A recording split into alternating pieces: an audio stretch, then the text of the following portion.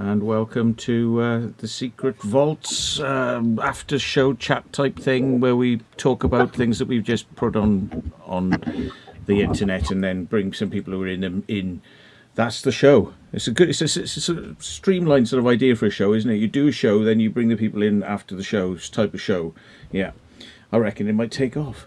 So what we normally do is say hello to people in the chat channel, and then we'll go across to our guests, Steve and Ray, who are waiting in the wings.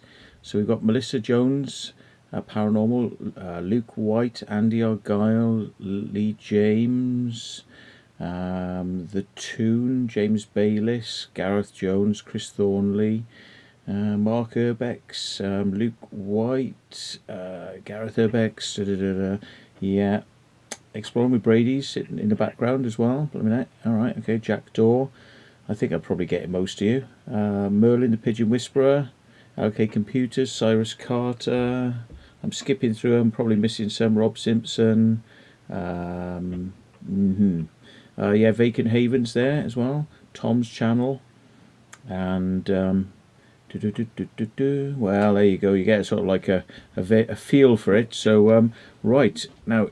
I'm just going to say that as per my pre-show warning, I'm not going to bring anybody in until we've kind of got going a bit. So Ryan's kind of standing by, but I'm not going to bring anyone in until we've done some chatting first about the video, which is why we're sort of here. So I'll bring you in a bit then. Okie doke. So let's push some buttons and see if we got anybody there. So hello, Exploring Within, Mr. Steve, and Hidden History with Ray, whose name happens to be Ray. Hi. Yeah. Oh. Gives it away, really, doesn't it? The name of the channel. Wouldn't it be funny if his name was John and it's Hidden History with Ray, but his real name was John? There we are. Trying to throw you a bit. Yeah, just it's his stage name. It would be a stage name then, wouldn't it? Yeah. So, how you doing, guys? Yeah, not bad, mate. Yeah, very good, very good. And yeah, so we've all just basically uploaded our Southampton Nightclub, which turns out it was in a bank. So we've all just uploaded ours, yeah? You've just done yours, haven't you, Steve? I have, yeah. Half an hour ago. Good stuff. You aren't able to put yourself slightly further up in the screen to use your real estate here. There we go. You don't want to show off his man hairs, you see. It's like he's being, very modest guy, our Steve, So, yeah, well. My top button or not. There we go. well, he forced me to beg to see it. You see, that's what it was. Yeah. So now the bloody Ray's doing it now. Look, he's in the bottom half of the screen. What's it? People love it. They love doing this. It's this thing. There's some people love to film with like their whole video within the center of the screen, or like that, and it's like, but surely people don't want to see all of that.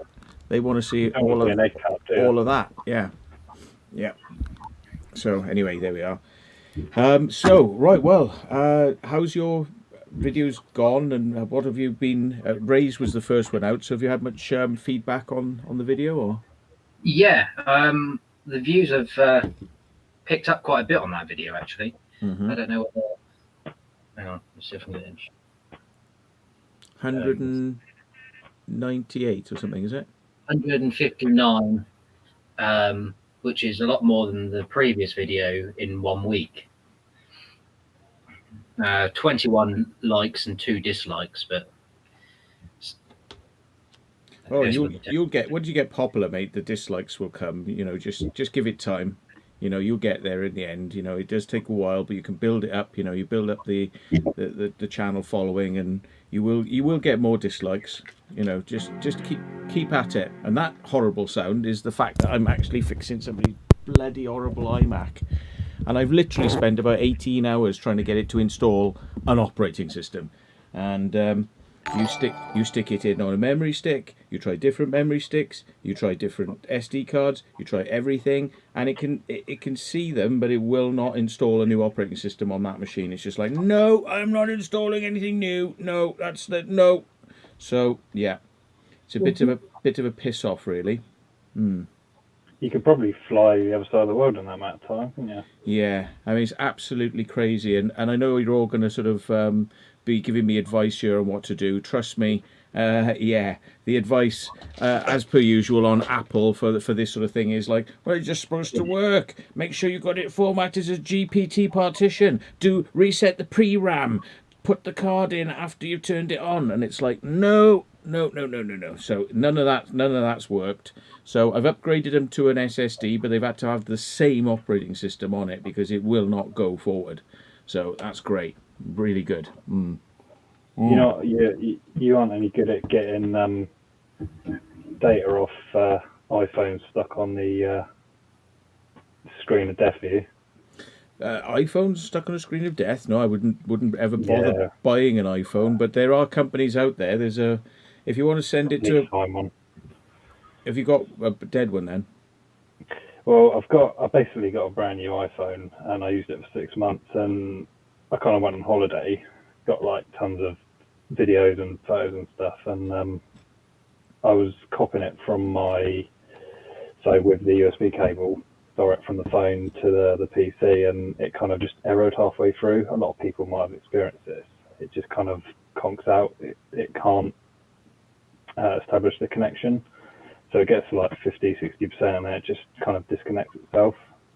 So what I did, I thought, okay, I'll just reboot my phone just to, clear everything. And then it just got stuck in a boot loop. So then I had to just do this little sequence you do with the power button and the volume up to kind of hard reset it and all that. Yeah. I tried all that. Now it's just stuck on the restore screen. But once you go through with that, then it wipes all the data off. I need to somehow find a recovery specialist to. Yeah, I mean, Apple will tell you to go sling your hook, of course, because they will not repair iPhones. So. Oh yeah, they did try. Yeah. The civil way, but someone said jailbreak it, but you need to be in it to jailbreak it. Yeah. I'm not even at the software level yet. I'm on the post power on self test sort of.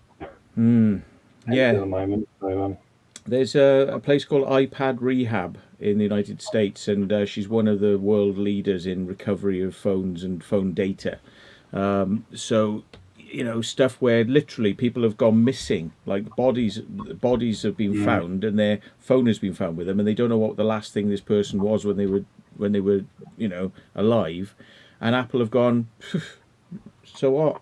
And they're like, yeah, but they might have left a message, or they might have been, like a last message to us, before they died or something like that. And Apple are just like, nah, not interested. Nah, go away.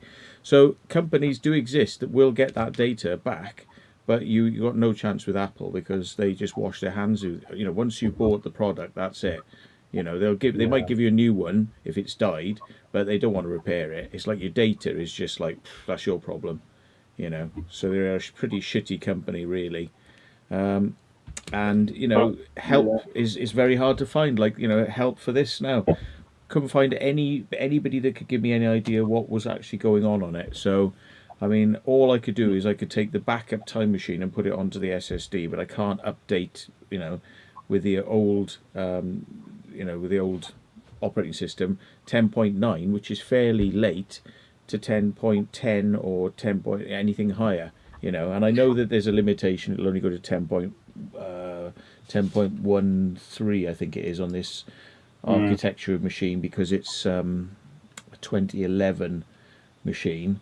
So there's a limit to how far you can take it up. But I mean, I've done a lot of this for people over the years, like updating their Maxim and stuff. And this one has just been an absolute pig. It's just never seen anything like it. So it's just complete shit. So there we are. So I'll just have to keep on the hunt with that one. Yeah, well, you can pay a company to go and do it for you, but it will cost money if you're interested. I did try last year actually, and they didn't have the technology to do it at the time because the iOS was fairly new. But as time goes on, people find ways to get around it. Yeah. But it might involve getting a circuit board from another iPhone to boot up my phone, if that makes sense. Yeah. Because it's all encrypted, so you need an iOS operating system itself to kind of read the data. Yes, yeah. So it gets quite technical. Well, check out. I mean, you know, there aren't many places in the world that can do this properly. But iPad Rehab is one of the. You know, we might have to send it to the States, but she is good at what she does. What state is it in? What state? Yeah. What like? I don't know. I think she could be Washington. California, probably. No, I think she could be Washington. Hang on, let me just have a quick look for you. Hang on. Sorry, folks. We're just going where iPad Rehab. Might be a good excuse to fly out there. Yeah, here she is. iPad Rehab. Where is she? Well, she's a 585 number, and the address is New York. Jessa Jones. So you can go and visit her, and you can go visit Louis Rossman of Rossman Repair. The best. Cool. The best. Yeah, I'll give it a Google. Yeah, there you go. So yeah, you know, see if you can get your data back off it. Yeah, then you can throw it in the bin and get an Android phone, which is much better. Yeah, and doesn't keep going dim every 20 seconds. So you know. So right, so yeah, the videos then, right? The videos. So seeing as you got the information for the place in the first place, would you like to tell us a bit about it, Ray? Can do, yeah. It's You're on the spot now, mate. yeah. Hi, Ray. Hi, Ray. What are you doing?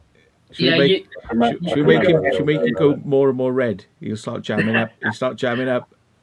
Hang on. I've got some notes here. Hang on. Would you like some Valium? Just because I've literally just watched my video on it, so right. There's a bit of info on mine.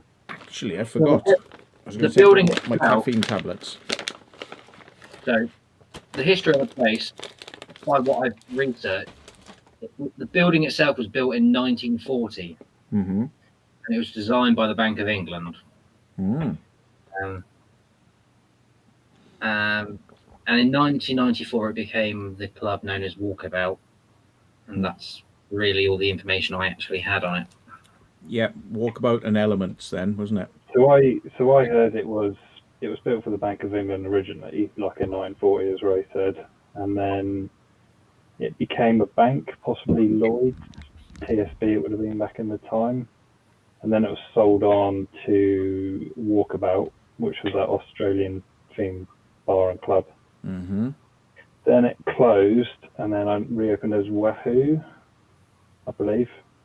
Not quite sure what the theme of that was, and then it shut again, and then reopened as Elements, which would have been the final branding of it, and then 2015, I think, or maybe just before it shut for good. The final death spasm. Final nail in the coffin, yeah. And today, 5 years later, it's what you see is what we saw. Yeah. A yellow and black bicycle on the floor. Inside. Which we could have had a go on, but we didn't think about it at the time. Yeah, who was it? It mentioned it in the previous stream. Barry. Barry Allen, I think it was. I returned. I did a return journey there, which I haven't finished editing yet. Yeah, that's right. And I had to go on the bike. And believe it or not, when you start to move it, when you move it, the light starts going on. It's got it starts generating power, and the light starts flashing. So it's not dead. It's kind of alive. And I suppose if you start riding it, it might start ringing, phoning home, and then the lock will come on, which is like, because they are sort of like brand new as well. Yeah, but I mean they're sort of, aren't they? You pay money to kind of cycle them, and then if you're not paying, it will like lock, so you can't use it. Isn't that the idea? Yeah, pretty much. When your meter runs out. Has it been, do they still use those in Southampton? Are they still viable? No, I don't think so. I've only ever seen them in London, to be fair, those sorts of things. They do them in Bournemouth now. Right. So maybe it'll talk to home and know that it's been nicked or it's where it shouldn't be. You know. There is another possible one like that, about 20 miles up the road that I'm trying to find the location for. That I'll send you. That, mate. It's like 4 or 5 miles. Is it? Could walk it. I mean, to be honest, the way things are going, I mean, we've just had 1 year of COVID crap, and you know, it's easily going to be another year, isn't it? I mean, let's face it, you know, by the time they're starting to roll out these vaccines, and if the vaccines work, and, you know, if things start getting back to normal, there's going to be loads of these bloody nightclubs soon. They're all going to be abandoned. They're all going to be just full of pigeon shit and smashed windows, and everybody's like climbing in, you know, having a look, aren't they? What's the latest cinema chain that closed its doors, not for good, but just shut down for the Cineworld. COVID? I Cineworld. wouldn't be surprised if, when they do reopen in the UK, that they'll probably close maybe a third. They never reopen, I reckon, some of them. Yeah. Well, just before all of them had to shut, you know, because of the COVID thing, I mean, myself and lots of other people, we'd all been slagging them off for years, because I love cinema, but it's just the prices just went so much through the roof. You know, it was like they wanted like between 11 and 15 quid to go and see a film, you know, and it was like, what is this crap? And the thing is, you go into the cinema, and even for like a blockbuster movie, the cinema's empty. You know, this was before COVID. This is, you know, people just aren't prepared to pay the money. You know, they'd rather just sit at home and yeah, and so in the end, the cinema companies started going, okay, all right, £5 to come in, which is like, yeah, that's right, that's what it should be, really. You know, not this bloody 10 quid, you know, 15 quid lark. But of course, you know, everything else is still going to be expensive. All the drinks, all the popcorn, all the things that people have been taking the piss out of the cinemas for such a long time. It's like, you really want our business. You don't make it look like you want our business. You know, the way you put the prices up. So yeah, I think there's going to be lots of places like this. Unfortunately, are going to be, you know, there's going to be lots of vacant premises, vacant cinemas, nightclubs, pubs. Yeah, restaurants. It's going to be urbex heaven. Just over the road from where we were at the nightclub, the Showcase Cinema, that's easily like 18 quid for a proper blockbuster movie. And decent seat. Yeah. To be fair, like, they are leather, they're all electronic seats and stuff, but 18 quid, I mean, it's a lot of money, isn't it? Yeah. And that's the thing is, you know, instead of just keeping it cheap, they say, oh no, we're going to make it expensive, but we're going to give you better seats, and we're going to do this and we're going to do that. And people are like, you know, just keep it cheap. Seriously, just keep it cheap. It's not like we want to pay you more money and we want more things. We just want it cheap. You know, that is going to be the secret, I think, to kind of, you know, success.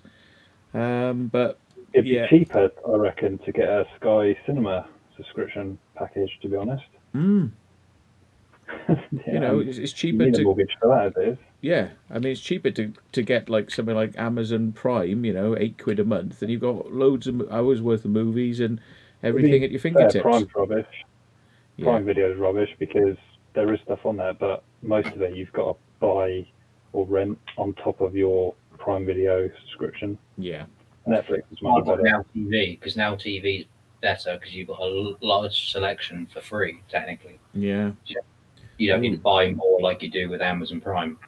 Yeah, Daniel Draper said he spent £100 taking his kids to the cinema. It's crazy, isn't it? It's absolutely crazy. And when you consider as well, I always say this, it's like these places, they want to charge you, you know, this a humongous amount of money, but they're not a theme park. You'd be paying £20 to get into, you know, to Alton Towers. And Alton Towers is like, look at all the rides, £1 million rides, and sort of like all, you know, multi-million pound rides, you know, and everything, you know, and it's like you get the whole day, and it's like, and these places, they think like, no, you pay us for just 2 hours, you pay us for just 2 hours, you know, and it's like, that's all they've got to do is they just hoover in between the sessions, and just like, that's it, and just charge you loads of drinks and popcorn out the front. It takes the piss, you know, it's an absolute rip-off, you know. But there we go. And that's why I like the smaller cinemas, you know, smaller, like local cinemas, because they literally do. They have been charging like £5 to get in. And yeah, there we are. Crazy.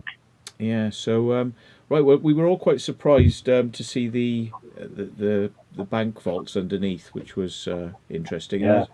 As you say, you know, the Bank of England designed it, so it kind of makes me think that design is probably what you'd see in a lot of Bank of England places and vaults, you know, because if it's been designed that way, then you're going to see that sort of thing in a lot of other places. It's a bit like military bases. A lot of them, they're bunkers, you know, they're always designed the same sort of way. Once you get that kind of idea.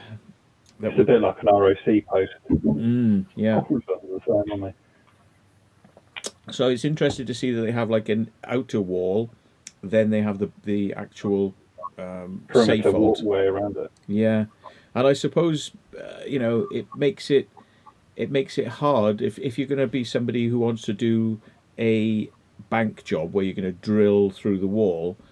A lot of that might be based on the fact that you've got a lot of space where you are to kind of set up your drill and drill through that wall. Whereas once you get through into another place, you've got a very small area and you may not be able to set your drill equipment up. So I suppose What are maybe you thinking that is?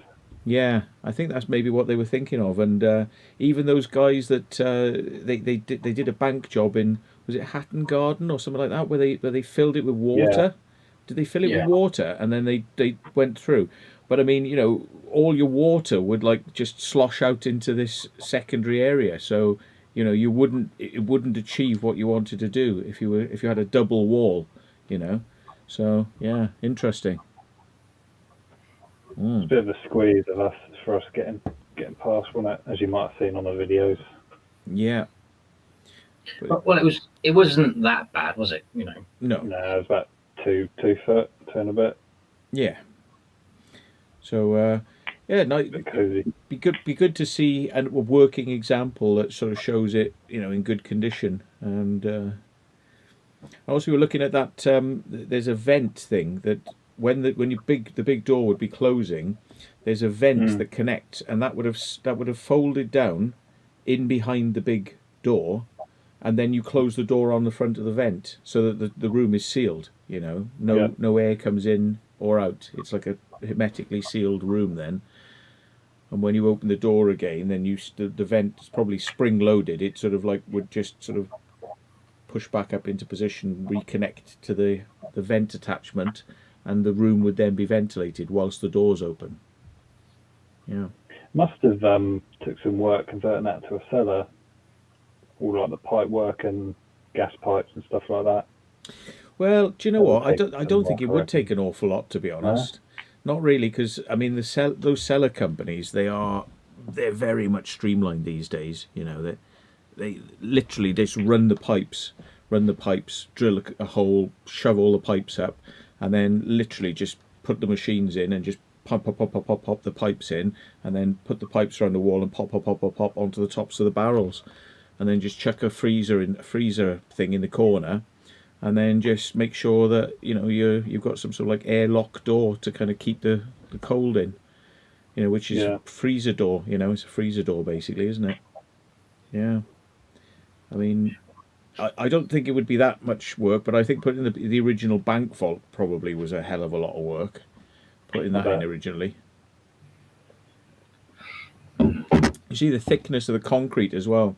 It was like, so at least that thick, and in some places it was like that thick between the floors. So yeah, I noticed that on the stairs we were going down on the front of the building. And that was concrete with rebar. I stood on some vinyl and it felt really squidgy. I was thinking, that floor's about to give, but it didn't twig at the time. I was walking on vinyl, and then you look at the concrete floors, and they're obviously, I think they were about 2 foot thick in places. It was mental. Yeah. Yeah, very, very thick. I was saying earlier that if there's a war, that's where I'm going.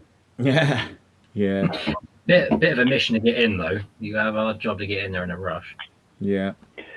To be honest, part of the adrenaline. Well, the thing is, a lot of people, don't realise that the pressure waves that are involved in nuclear explosions. I don't think anyone would actually survive unless they were, 30, 40 miles away from it anyway. If they dropped a bomb in somewhere, if you didn't have like a sealed compartment that you're in, the pressure waves would literally you'd just be, your brains would be half hanging out your head. It's like bush. That's just the pressure wave from the explosion going out. So, to go into a vault like that where the door doesn't close and isn't properly sealed, you wouldn't have much of a chance really. I was thinking more of a conventional war from air bombs rather than nuclear, but yeah. An Urbex war amongst the Urbex groups, yeah. We'd all have our different bunkers, yeah. But Yes. no, it was good fun. I think for me, like climbing up and getting in was pretty fun. Yeah, Something across the different. roof. Yeah. The last few things we've done, we've just like walked in, so it's nice to sort of do a bit of climbing. Yeah. No, it was And good. It was good. I really liked walk going in, across the roof, yeah. yeah, it And was cool. I did the second time, you'll see, when I went back there with somebody, I did do what you did, and I risked Walk walking over. across that slippery tiles, but yeah. So yeah, so it's I'm just having a look at what people are saying in the channel. So has anybody got any questions about what they saw in the videos? If you watched the video of the bank and what you saw in there, I was quite amazed as well, like how badly it had degraded in within 10 years. You know, it was. You know, you say like it's probably about 5 years. You reckon people have been using it, but yeah, Yeah, I'm sure. I read 2015 it closed. I'll have to check on that again. yeah, It was quite handy. The people that we saw in there left the ladder for us. It was a lot easier getting out than in. yeah. That's right. Especially that bit of wall we had to crawl over, Matt. That was slippery. Bearing in mind it had snowed just before we went. Yeah, 2015 it closed down. So it would have been Elements. But there was people living up there, wasn't there? So I don't know whether they stayed for a bit longer after the club itself shut down or what. But Steph pretty Tronics. Oh, sorry. Steph Tronics is saying the pipeway. We should go back and investigate it. I was going to say, I said that in your video, yeah, because Yeah. they had little things to grab on, didn't it? Yeah. Now I don't remember looking up there from anywhere that we saw inside. No, So could have gone down to tunnels and stuff, couldn't it? it could have gone down to tunnels that went to street level or something. Yeah, it's possible. Which would have been interesting because if the gas for the building was coming in from outside from service tunnels, that might have been a way to get to them, perhaps. Unknown. But then again, it would have made it quite insecure being a bank and having a way like that to get in. But it would be interesting to sort of pop down and just have a look, make sure what's there. We'd probably find out where it goes then, and it would make sense. But yeah. Yeah. And of course, there is actually still a secret level that we haven't looked at because it's flooded with water. Now we don't know how far that goes, but there is a lower level. But it's a couple. Well, it's at least 2 feet of water. And the thing is, it didn't. It's a bit deceiving when you're looking at it because of the light. Is it refraction at school or something? But it was. I'd say it was a foot and a half. I don't think wellies would have done it. I think you might need. I mean, I know waders is a bit over the top, but I don't think wellies would have been quite enough. Would have been an inch or two too short, I reckon. yeah, But on the bottom of the stairs on the left, there was like a door, solid door, wasn't there? there was. And Like camera through. yeah, somebody tried having a look to see whether they could open it, and they tried pulling it, but it wasn't easy. So, I mean, it's going to be quite hard. I have got like a ratchet strap type thing, like that we could probably put down there, and we could see whether we could, grab onto the door and pull it. If we get like a pipe, you get some like a scaffold pipe or something, put it through that hole, hook something onto the scaffold pipe, so then it's like bigger than. And if we could find something on the far wall that we could attach it to, we could maybe ratchet and open the door. But I don't know if it's worth it, But then on the right, it was open. It's like another corridor or something. But yeah, till we go down there, we don't know what we're looking at. Melissa Jones says we need to go back, but you need to take your 3D camera with you. I've taken my 360 camera. Yeah. That's it, 360 camera. Sorry. I have taken the 360 camera, actually, yeah. Yeah, that's coming. That is coming soon. So yeah. Someone also says we must invest in scuba gear. I don't think it was that deep. Still, Yeah, yeah. Well, yeah, scuba gear. I think as well. It's not just scuba gear because some of the muck that's in those places. I don't know if I'd want that on my skin. So maybe complete dry suits. So that you don't get any crap on you. Hmm. Yeah, if it's anything like the Odeon we went to, I don't want to be a part of that because that was That's shit, basically, minging. wasn't it? Yeah, literally. absolute minging. And when you know Turned it up, churned it up, the smell. Oh, bloody hell. carpets as well. Yeah, yeah.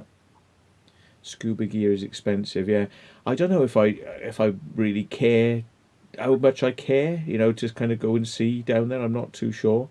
But did you say there was another end because the stairs went down one way and there was a locked door, but did we find there was another end and you could go down as well? And was that not locked? Not that That I remember. There was only one way imagine into that around by downstairs. the ticket office. The Say that again, Steve. Ticket office, is that the bit you're on about where the stairs meet? No, no. To go into the underground, we went behind the bar and we went down by the Oh, lift. That was one yeah, way it's by down. the yeah. But was there Yeah, another way down like that? No, No. no, that was it. So it was like it just seemed like it's a one way in, one way out kind of basement, isn't it? There must be a like emergency exit down there though, because they can't just have one way in, one way out. That wouldn't be very safe in Mm, an emergency, would it? yeah. So let's have a look. Gonna watch the Elements Club now. Yeah.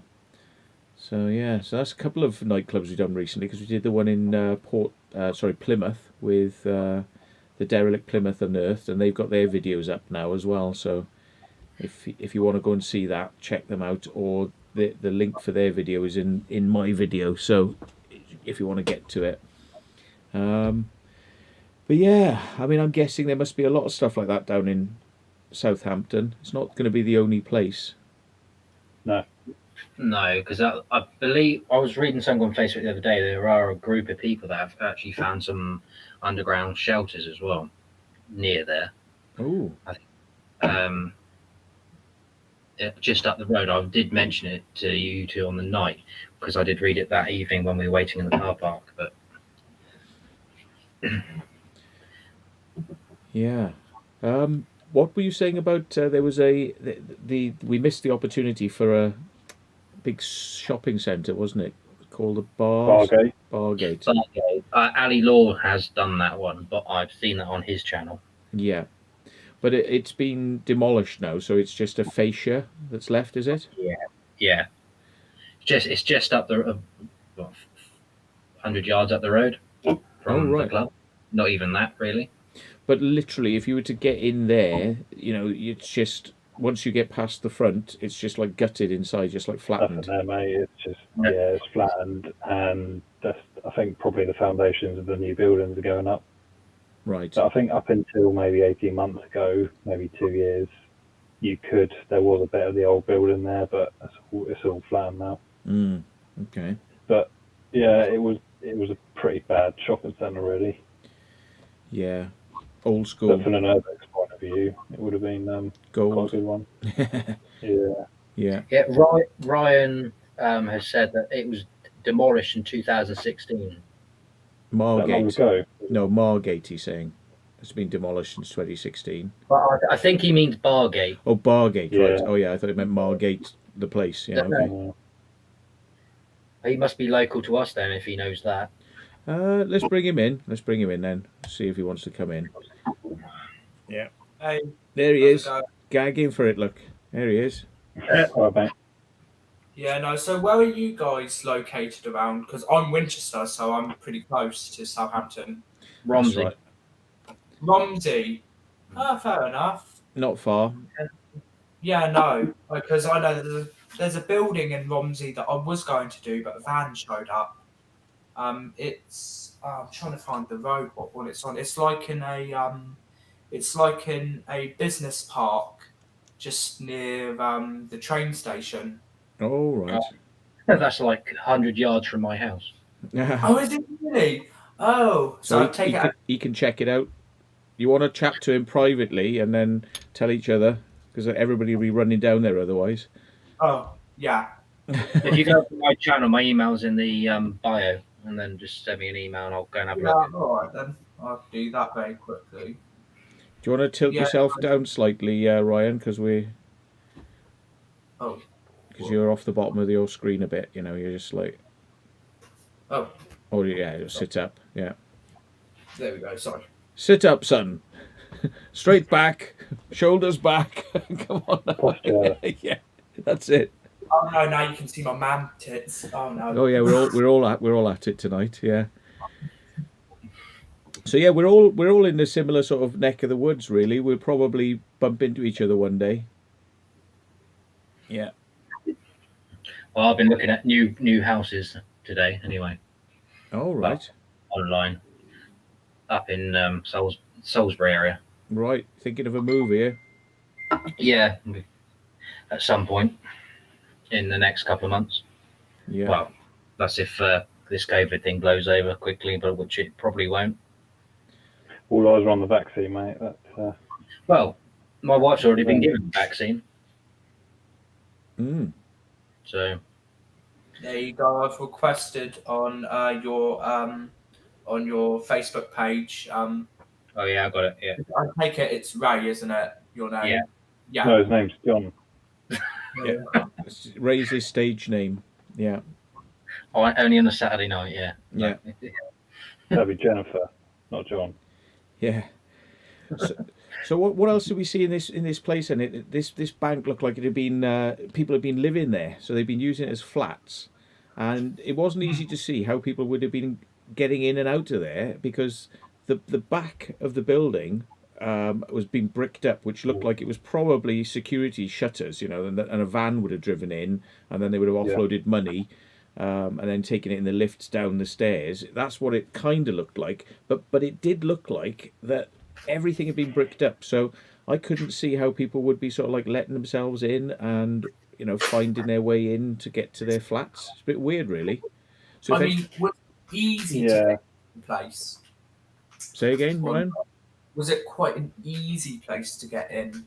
Yeah, did you not see? Because I mean, I didn't know whether Ray and Steve would say, "Oh, I've shown too much of the way in," because I like Maybe to you film. did, but Well, it's one of those, isn't it? To be honest, the fact that we saw a load of people in there, and I understand that it's quite well known about, and I mean, you can see, like, you know, people have been in there, they've been smashing it to bits. You know, it's well known, isn't it? Really.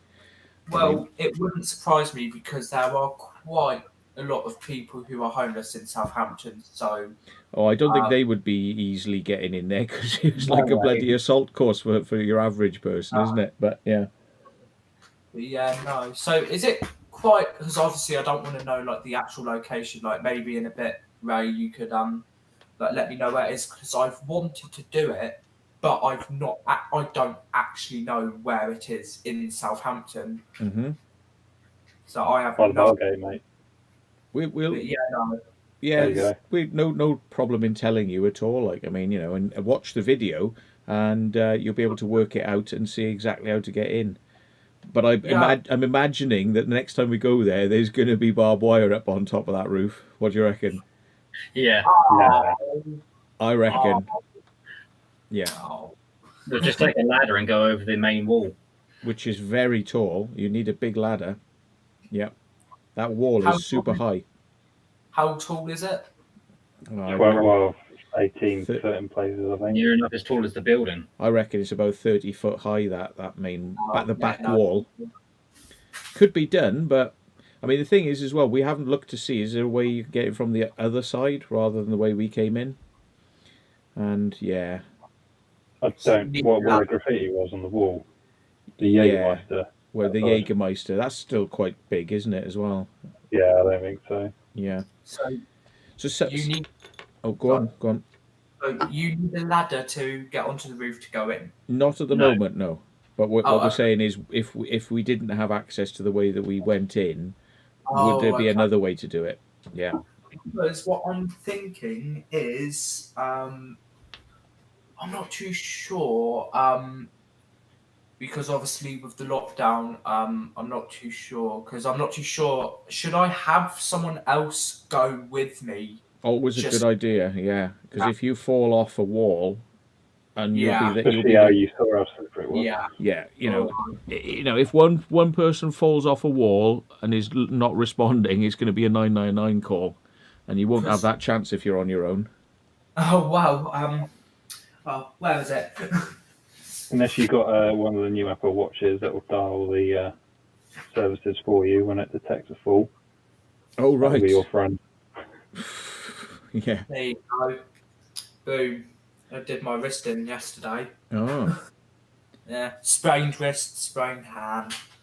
But yeah, no. So I think what is it with the lockdown? You can see one other person outdoors, but that's. But I I don't think think that you're allowed now. No. I think they've brought a new rule in. You're not even allowed to look out your window now to anyone passing in the street, isn't it? That's oh tier 8. That is. Yeah. We're not quite on Don't that you have yet. to shout before you like leave a bedroom to use a toilet with somebody else in your own household? I thought they're sort of like making it a bit harder now, aren't they? no. And then This tier time 10 of is year, curtains 20. closed, lights off. Yeah.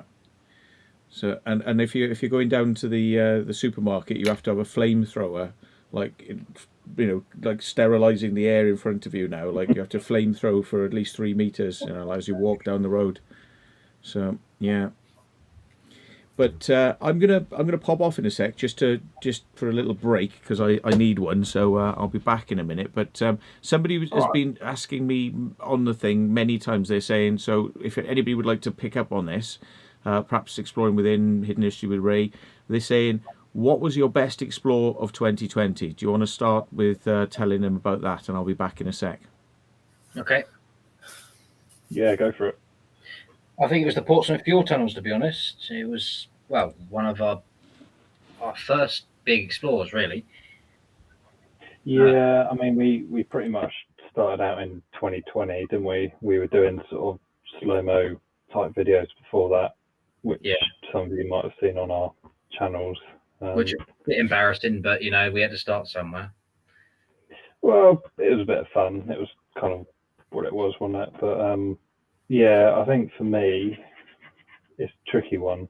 I think it's between the fuel tunnels, possibly one recent explore I've done that I can't talk about, and either that nightclub or maybe the prison. The prison, yeah. You mean all the times you went to the prison? Because you went many times. Yeah, but just to note, obviously they were very close together. Yeah. It's all locked up now. Yeah, it's difficult to say because they're all really good, but in different ways. Obviously, I think it's done a lot more because you've not only had any obligations, family and all that, to stop you from going out. But yeah, it's a difficult one to narrow it down. I think each explorer has its own ups and downs, and the adrenaline that it causes to get in places, the excitement. I think, yeah, I'm probably going to go with the fuel tunnels as well. It's just that feeling you get when you first get in there and you walk down all those steps deep down inside the chalk cliff. Those sort of zigzaggy steps. Yeah. You get to the bottom there, and then where we saw the candle, and then it goes down even more. That was quite a good feeling. That and then walking down there. Especially when we were heading to the entrance and those two guys said they were military police and scared the absolute crap out of us. Yeah, that was funny. But yeah, if you guys haven't seen those videos, they're on our channels, the Portsmouth Fuel Tunnel ones. I think Matt did one as well. So, yeah, he did it with Beacon Haven. Now there's Angel. People asking where she is. Here she is. Just remembered, Matt, when we were at the nightclub, when you arrived, do you remember we went up to scout the place up and we saw the Chinese on the step? And then when we came back, Angel was just sat on your front passenger seat and somehow turned the passenger light on. She was just looking at us through the front window. Yeah. Yeah. We were like, how do you turn that light on? Yeah, it's a bit weird that. I don't know. Unless I forgot to turn it off when I locked the I door. don't remember seeing it on though when we left. No, it's a bit weird, isn't it? Oops, you got something stuck on your eye. Come here. Right, It was a good Chinese, that was. Okay, yeah, no worries. Yeah, so I'm just thinking now about it's weird, like the day I think I'd come down there, the day was it something weird about like when it became tier 3, tier 4, because like we planned to do this and I'd been down somewhere and it was all tier 3, that's right, and then that day that we planned to come down, I was driving down, I was like, I looked on a bloody sign, it said tier 4, and I'm like, what? And I looked on the news then, and it's like everything had been put on tier 4, even though the southwest, most of it was on tier 3, and there's no reason to have put it to tier 4 because, you know, we weren't exhibiting the same spikes and tier. We're like down in the 5%, whereas like London's in like 60% and all this sort of stuff. So we shouldn't have been put into that tier. But they just chucked it on everybody, but like, oh, sod it, you know. It was the just before New Year's, I think it was, when we went to the restaurant, and you didn't realise where the area was in a different tier. I think was it different? I can't remember what it was now. Because the whole of Hampshire went into tier 4 on Boxing Day, and then obviously we started the new national lockdown on Tuesday last week. I was just saying the chav's arrived. Look with his chav jacket on. Look, bloody chavs. I haven't got the tracky bottoms on today. Yeah. Right. I was smart and casual. I was just say, talking about chav gear, right? Actually, I got this. It only cost 40 quid or 44 quid. Yes. Yeah. I got this, right? And the reason I got it, right, it's like dog's like, I'm out of here because there's no treats now. She's like, I'm out of here. Go on then. Oh, thank you for your donation, TNMT Forever. Well, TNMT has now removed the proving from in front of the name. Look, so it's now just normal TNMT Forever, which is, to be honest, I think that is nicer because it's a bit shorter. So, and it was getting a little bit confusing, like proving TNMT Forever. It's like, what? It's like some sort of secret code. It's like proving ABCDEFG TNMT XMLUZ, and it's like, what? So, but thank you for your donation. And anyway, the principle behind this is because my other jacket, which was in that, I was looking at it, I was like, God, it's looking so bad now, that coat. I can keep patching it up with bits of black, so it does actually look okay when you do that, but it's just falling apart. So I thought, right, if I'm going to get something, I need to get something that is not going to be easy to disintegrate, yeah? So I got the Cordura, which is bike stuff, and it's you can push through thorns and shit like that, and it's going to take it, it's not going to fall apart. But the only problem is, these are cheap to buy, biker gear, but it's got padding up here I don't want, so I'm gonna cut into it and take the thick padding out, and also it's got these reflector strips. So later on this evening, I is going to be getting my knife out. Vacant Haven's coming in as well. Let's let him in. Hang on. I'm going to get my knife out and I'm going to be carefully cutting off all the reflective strips, because it's one thing you do not want when you're in urbex and you're hiding somewhere is somebody to shine a torch through it. It's like ping, all these reflective strips like giving away your position. So I've got to stealth convert the coat. So hopefully Stanley does a good job doing that later then. Yeah, here he is. Hi, Alex. Mr. Alex. He does it. Hey. There he goes. Yeah, how you doing, man? How we doing? Yeah, very good. See, because I remember... Checking up on you lot. Yes. Yeah, it's been a little while since we've seen you. Must have been the, what's it called in Portsmouth? Bunker. What did we do last? Yeah, the underground bunker. UCAP bunker, yeah. UKIP. Brush over anyway, yeah. Yeah, the UKIP bunk. Nigel Farage's refuge, yeah. So, what have you been doing then? Have you done any explores since? No, not at all, mate. No, just working and what can you do, mate? Oh, Ray, sorry. Have you done Bushfield here in Winchester by any chance before? What's that? Sorry. So Bushfield was an old army camp with an airstrip, and it's still got buildings up. Oh, you know where it is? Yeah. Yeah, because I'm literally. Oh, you've done it because I live literally. You can see Bushfield pretty much. Well, if my window was there behind me, I would be able to see Bushfield from here. I'm like a 2-minute walk away from there. But yeah, no. So there's what is it? The main building got demolished, I think, in November 2018. But there's still buildings up and everything.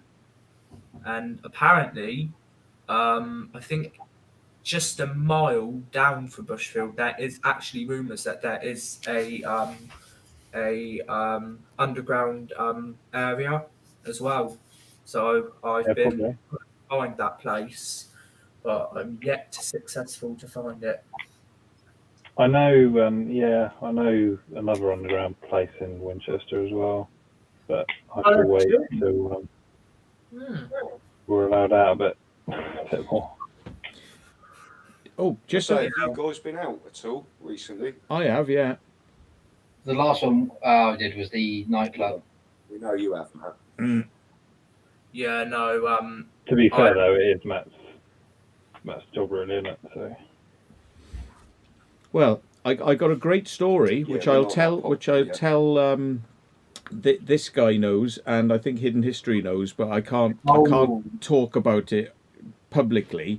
But I've got a really interesting story of something that happened on an Explore, and I was just like, yeah, it's time sensitive.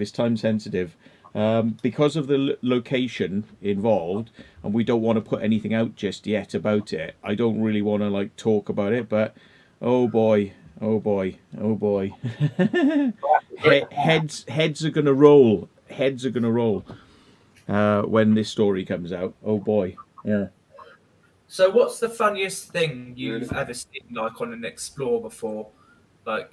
Has anyone have you seen anything hilarious in a Explore before or not? I don't know. I'm just thinking now. I haven't seen any. I don't know if we've ever come across anyone trying to have sex or anything like that. Which I'm thinking one day we'll walk in on somebody. That's not happened, but I'm imagining it will. You'll find somebody, or find somebody sitting there with a heroin needle out their arm. I'm expecting or someone dressed up as a T-Rex, maybe. Yeah. Who knows? I'm imagining one day we'll probably find somebody dead, like a dead body. That's I'm not looking forward to that day, but I think probably one day we will, somewhere. Well, we found a body part in Westbury Manor. No, it wasn't. Oh no! Do you remember the RSC post we tried looking at? We found it looked like a leg bone. Do you remember? Yeah. I can't remember which RSC post it was, but yeah, in the bush there was a bone. It didn't look like an animal bone. That was up by the other side of Salisbury Hospital on the way out. Yeah, I know what you're about because it was on the back of that campsite, wasn't it? Yeah, that's right. Yeah, that Westbury Manor one, that was just fake, wasn't it? Yeah, well, someone commented on my video, you found my fake hand then. I was like, yeah, we have. I haven't even touched that footage yet. We didn't think it was fake at the time, did we? No. Especially when we saw the blood on the door, it was like one thing after another. There was blood under the sink, wasn't there, on the floor? Yeah. So we were like, oh, maybe that's the other hand. The little hands sort of soap dispenser, wasn't that? Yeah, that's it. Alex using the dispensers as well, weren't you? I tell you what, though, yeah. it wasn't funny what happened. It was more scary what happened because I remember when I was doing an Explore on a rooftop. I think what month was it? It was August last year, and so my friend and I were in Southampton. doing a rooftop, and I remember when we were walking up the stairs, my mate pointed out that there was a hole in the staircase that we were walking up to get onto the roof. Now, bearing in mind, I think, how high up were we at this point? About 30 meters, which is a good 100 feet or 90 feet. And I remembered, and I said, "Yeah, that's fine." So I remember him walking up there, and I remember seeing him go along the rail. So he actually had to climb up the the rail. So you know how you've got like the safety rails on those steps going up onto roofs and that. So you had to climb up on that.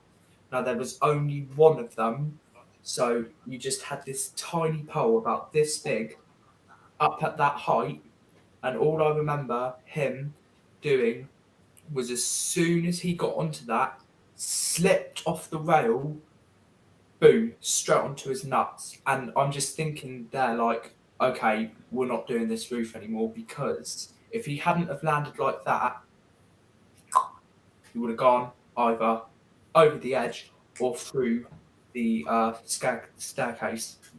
Mm.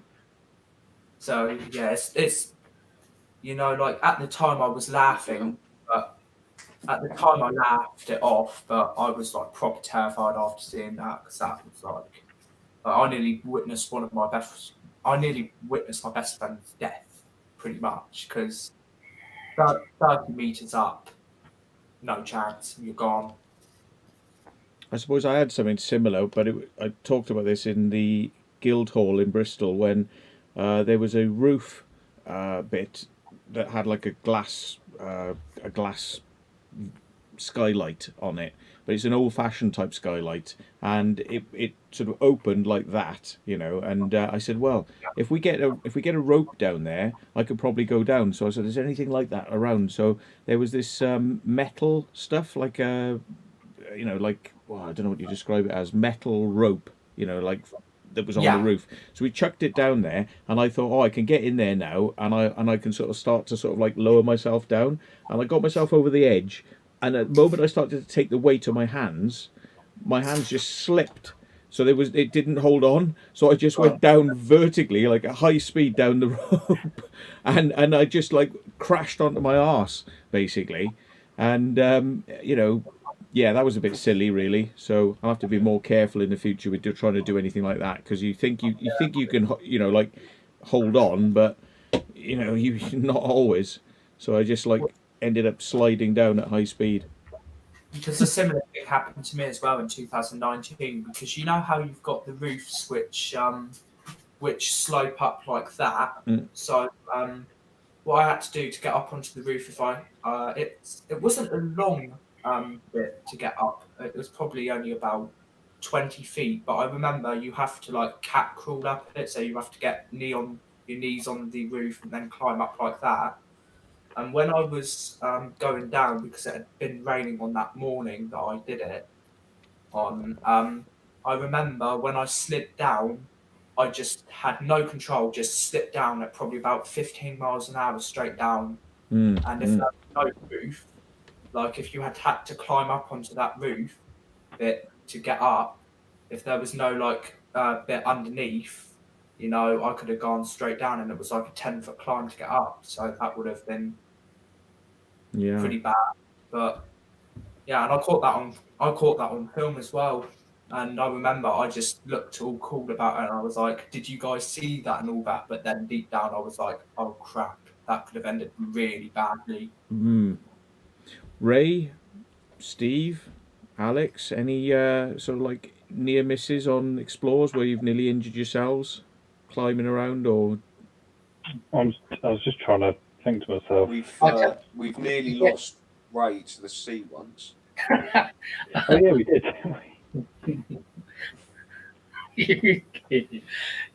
I wasn't thinking of that. I keep forgetting about that one. Yeah, I forgot about that. I was thinking about when we were in Calais, and we were in that 3-level German stronghold, and the air got thin. The air got thin. Air got thin when we were in the bottom level, and we could hardly breathe. It didn't get thin. It was just toxic. It was horrible. So we went to like this massive casemate, part of the Atlantic Wall defence bunkers in Calais. Massive, great big thing. And it's like 3 stories. And was it the 3rd story underground, something like that? It was like the 3rd or 4th. The air was just, yeah, we just couldn't breathe. It was like 35, 36 degrees as well. And it was just horrendous. Like, yeah, we had to get out of there. But apart from like physical near misses, I don't think so. Not yet. I kind of noticed in London when I was with EWF and a couple of people, they were like, oh, there's something wrong with the air in here. They swear it's gas, and I noticed that it was like an infectious kind of suggestion that everyone was going, yeah, oh, I can't breathe as well, and I was like, it's fine. And they were like, no, I can't breathe. And I'm like, nah, it's fine. You're all winding yourselves up now. And they were like, no, it's something. And it was like, well, I don't know. All the ones who are getting wound up can't breathe, and all the ones who ain't getting wound up can breathe perfectly fine. On the subject of that, yeah, I think I was watching. It might have been one of Josh's videos, but you were talking about gases. They put sulfur in propane or something, so you can smell it. That's right. Propane you can't smell naturally. Yes. Yeah, that's quite interesting. Yeah, I mean, when you go leave the gas on in your house and you come down and you go like, oh, is the fire on or is the gas on? The reason you can smell that at all is because they actually put in sulfur into the gas so that you can smell it. Because if without that, you wouldn't know there was gas filling up your house, and you would literally just pass out and you wouldn't know that the gas was there because it would be as transparent to you as just breathing normally. You know, so if only they could do something for carbon monoxide in the same way. That's a silent killer, isn't it? That's right. Yeah, carbon monoxide is a silent killer. Yeah, that's the thing. Alarms and that. Yeah, it's quite a dense gas, isn't it? It kind of congregates on the ground. So, like, if you get knocked out, you're obviously on the ground, aren't you? Breathing that in. Yeah. Where if you were stood up, you would probably have a better chance of survival to some degree. Yeah.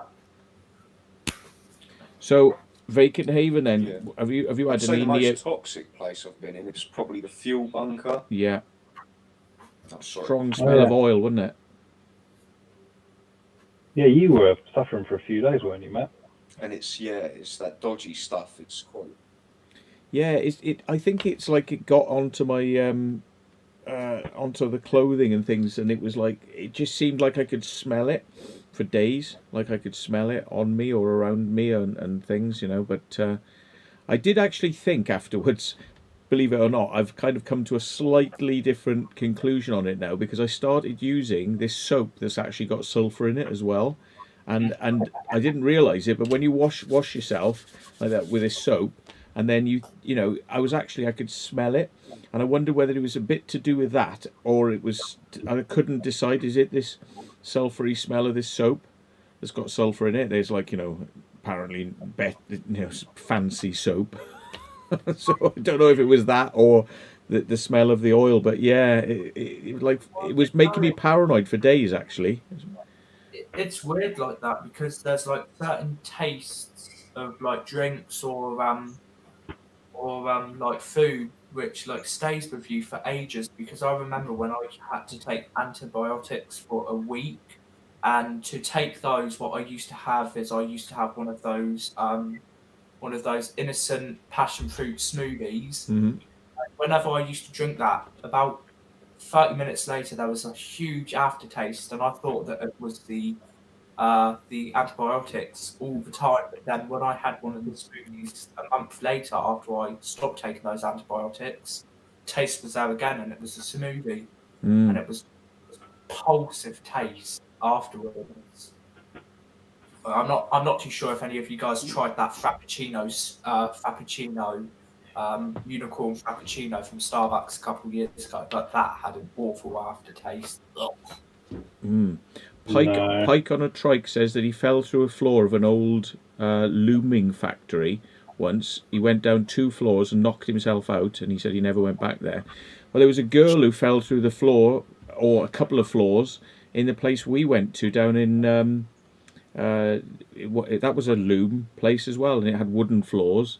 We were careful when we were walking around there because when you get wood and the water's been on it for literally years, I mean, it can literally turn to sponge, and you can look at it and you think, oh, well, it must be okay because it's standing up, it's all right. But if you see any damp patches when you're walking around a building and it's wood, be very careful because wood can just give way, if it's being kept wet for a long period of time. Yeah, So if there's It happened in the caravan at the restaurant, didn't it? Because wooden floor.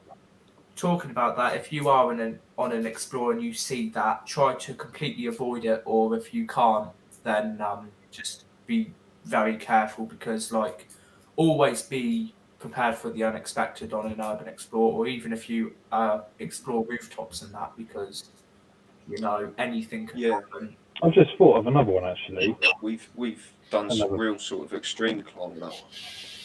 Well, I'd say the cinema. Yeah, that's not too bad though. With the scaffold poles, you obviously can see they're not rusted, and provided the people who put them up, back in the day, because I reckon those scaffold poles have been there for quite some time in that cinema. They've been there for, well, they might have been there from the original. It might have been like from the original times, because it seemed to go up and across the stage bit, which looked like it probably would have been the original stage. So they could have been there from like the 40s or something. There was an area partially bumpy, walking over the buckling floor, and then I just went for it. Yeah, you went through the floor there. Yeah. I've remembered anything could have happened. I've actually finally now realised that there has been a funny thing which has happened to my mate and I on an Explore. So we climbed up some scaffolding, and the gate. The scaffolding latch, the door was lockable, and so pretty much it was unlocked. It was open, and there was no one on site that day because it was a Sunday. So we went up there, and it turns out there was active security. So what they did is they shut the hatch, locked us up there. The police came and they said, right, so we'll either get you down or we'll arrest you, or you can stay up there all day and think about what you've done. Sounds like being told off. We were locked up there. We were locked up there for 6 hours. Naughty corner. I know. Well, the officers were proper chill, and so was the security guard, because we took that option and they said, right, if you want to go up anymore, you can, but you'll be there for 6 hours now. And the real bad thing is, it was... But did you think about what you did, Ryan? That's the main thing. I've done so many, but I don't really do scaffolding anymore. It's like roofs now, because I've had some proper, like, bad, like, near misses on scaffolding as well, because, when I was in Portsmouth... Because I was in Portsmouth doing some scaffolding, and obviously in Portsmouth, it's quite windy there. And I remember my friend and I went up one in 2018, and it was calm in the daytime. Well, it was around about 11 o'clock, and then we both had a nap up there at 1 o'clock, and we woke up at 1 o'clock. Mate. And then... we woke up and it was probably 25-mile-an-hour winds, and the whole scaffolding was swerving side to side, and we were crapping ourselves. And like, even though it wasn't that high up, it was we were only about 15 feet up at that point. It was still scary. There you go, Ray. You got any experiences you can think of you'd like to share with us? Scary mad stuff. Just the first time we got caught, that was, I think, the scary thing. That's your very first time being caught by security or police? By the owner of Selborne Brickworks. Ooh. Oh. Ooh. It was. Everyone's like, oh. Is this nearby where you live down Southampton way? Selborne, is it? Hampshire. It's kind of Petersfield way. Yeah. Yeah. Right. Apparently, near enough everybody that's gone there has been caught. But we were there for a good couple of hours filming, and suddenly Steve tried to call me to let me know he's been caught. And then I saw these dogs just running towards me, so I ran through all past all this machinery and hid in a little cubby hole away from the owner. But there's no signal there either. no, there wasn't, so I couldn't hear what he was saying. So, but in a way, I wasn't caught until we got out by the cars because he had got in his vehicle and driven round. But it was the first ever time, and it was just, yeah. Stupidly, I was plugging my ODBC machine into my car to turn a engine management light off, and if we just got in the car and went, then he wouldn't have caught us a second time or caught up with us to speak to us, sort of thing. We should have just went. Was he alright in the end, or was he one of them? No, not really. No, he was a bit of a dick, to be honest. Yeah, no, because I was going to say, because I did that and I got caught, and he was a proper ass to me. He was like, "Get the fuck out of here!" I'm just but at this point I was 15, and I was like, "Hey, listen, I'm 15 years old. I'm big enough and I'm bad enough to take you on, but I won't, because at the end of the day, I'll get into more trouble. Have a bit more of better people skills, all right?" They love it though, don't they? Get off my land. They go proper red. They're like farmers. They literally turn red, and the veins coming out of their, like, pumping on their foreheads, like, you know. It's what annoyed me, right? Because some people, like some security and that, think that just because some certain people, obviously I'm not going to name anyone, but some certain people damage property when they're on urban explorers and all that. So some security guards or owners then immediately think if they see someone there that they're damaging the place, and that's not always the case. Because I'd never do that. Because what's the fun in throwing a rock at a window, punching holes into a wall, trashing the place? There's no fun in that. No fun in it. Well, we saw a load of kids, sort of going into a place near the nightclub in Plymouth. It's generally kids that do that, not explorers. I mean, and they were walking up to the building with a shopping trolley. So they were going to push the shopping trolley, because apparently there's only one way in. So they were going to push this shopping trolley, which they did. They managed to get it in through a window, and then they were inside, and we could hear like smashing and banging and all sorts of stuff going on. And it's like, what's the purpose of that? Because ultimately, people were standing in the car park, like a woman was like getting in a car, and we were all like, what's all that noise, going on in there? And it's all it takes is one person to like ring the police, and then you can have the police turn up and surround the place, and you're going to get oiked out. The police are going to be standing outside listening to you smashing stuff and glass going and stuff inside, and it's like, that's not very clever, is it? That's not. And what is it? I'm still technically classed as a kid, but I wouldn't say that I act like a kid sometimes, but I'm one of those like mature, like end of teenage, end of child years, because, I'm only 17 for a couple more months, and then boom, adult years. Woohoo. But, but I mean, I've done stupid stuff, but I would never go around, smashing stuff. Well, I tell a lie. I used to as a kid around my house and that, but now I know better. Who was talking about? It might have been the Derek Plymouth lot. I don't know.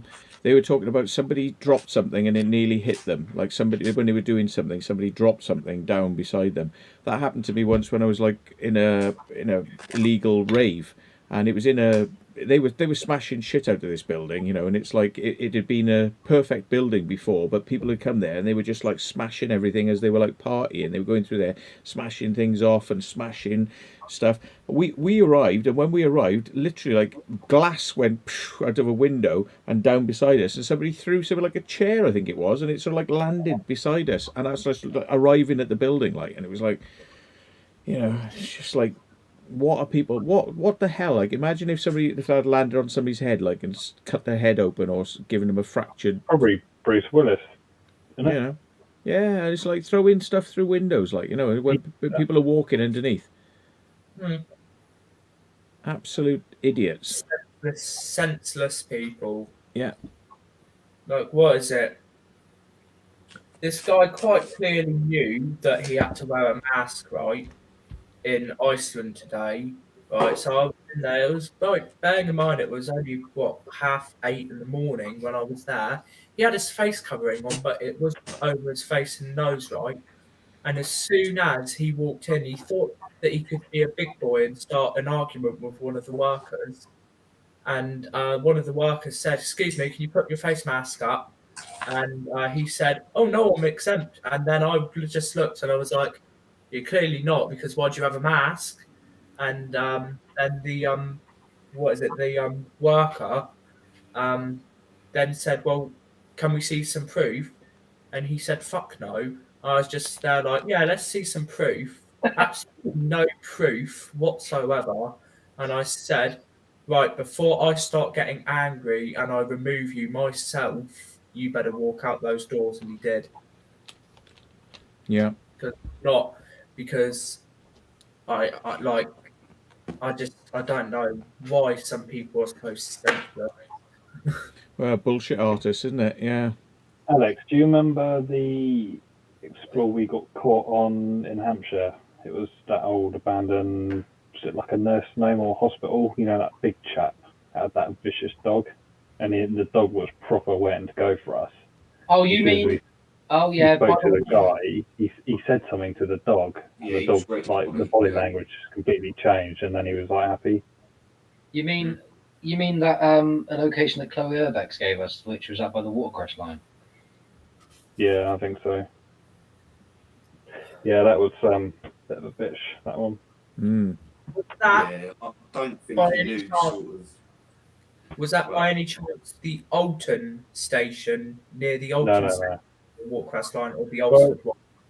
I'm Not just trying. far from there, but, Yeah, but he was alright. The guy was alright after we spoken to him, but he wasn't really aware, was he, what we were doing? And the thing is, we didn't even bother running, did we?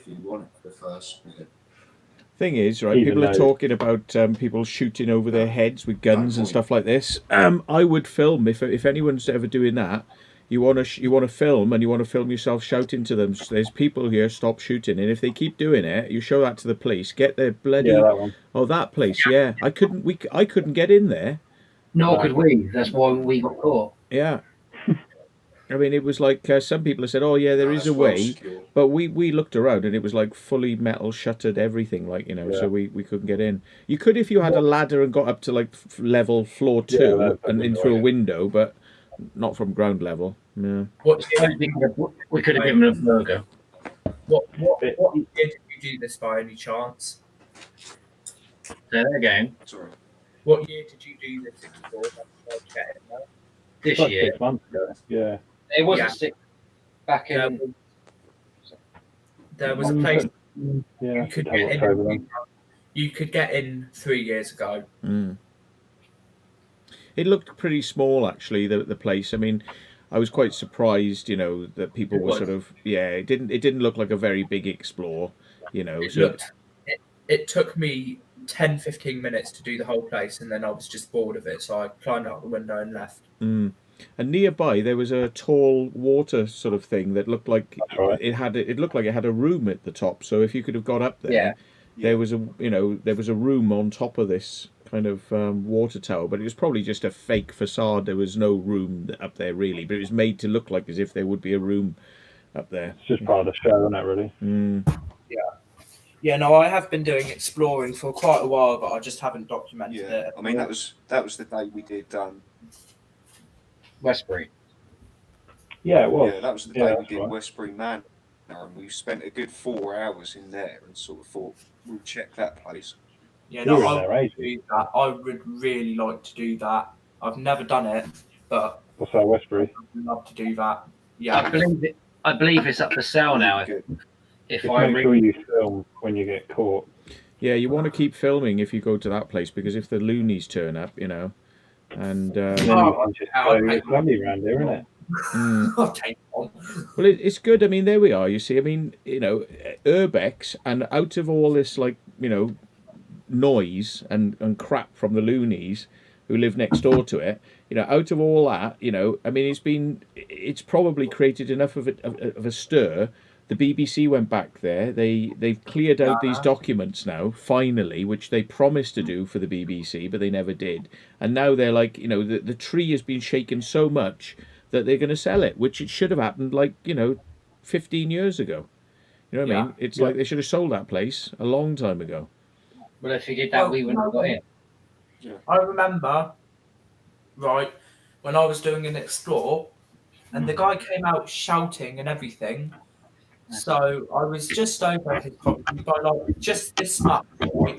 He came over because I was just taking a photo of the place because that far back, surprisingly, you couldn't see the place, so you had to stand on his property, look over, take a photo of it.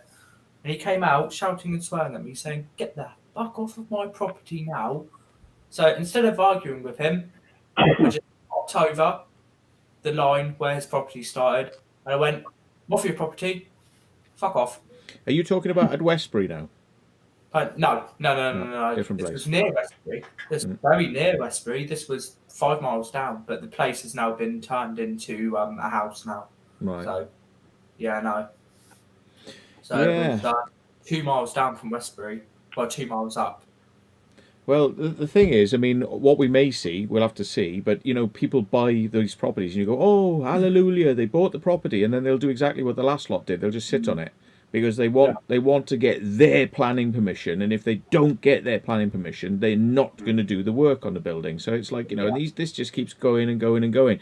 And it's a common thing for people to kind of buy premises to jam, things so that nothing can happen. Like, that guy down in Plymouth, he owns the nightclub that they used to call the Dance Academy, but it's a very famous listed building, and it's a theatre, but he just sits on it, and he will not give it up, and he just wants to see the building fall apart. He wants to see it, like, turn into mush, basically. So did you get caught on the Isle of Wight recently?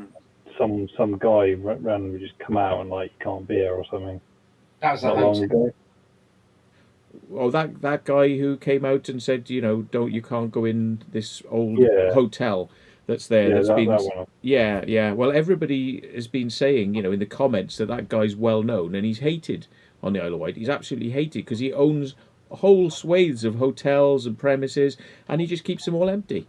He just won't, and they become a blot. They become a real eyesore and a blot on the whole community, because these things are just degenerating and they look dirty and messy, and everyone's like, it's a blot on the whole seaside, the whole front, and it's like, if you don't want it as a hotel, return them back to being houses, which is what they would have been. They would have been terraced houses, and they were bought en bloc and then turned into a block hotel, and now it's just been left.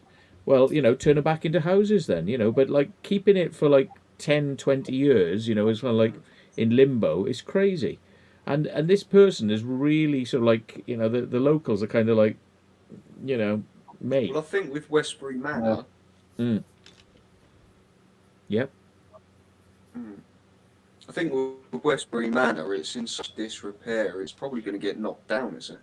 Yeah. The top floor is pretty knackered, isn't it? Yeah. So I think the rest of it is pretty salvageable.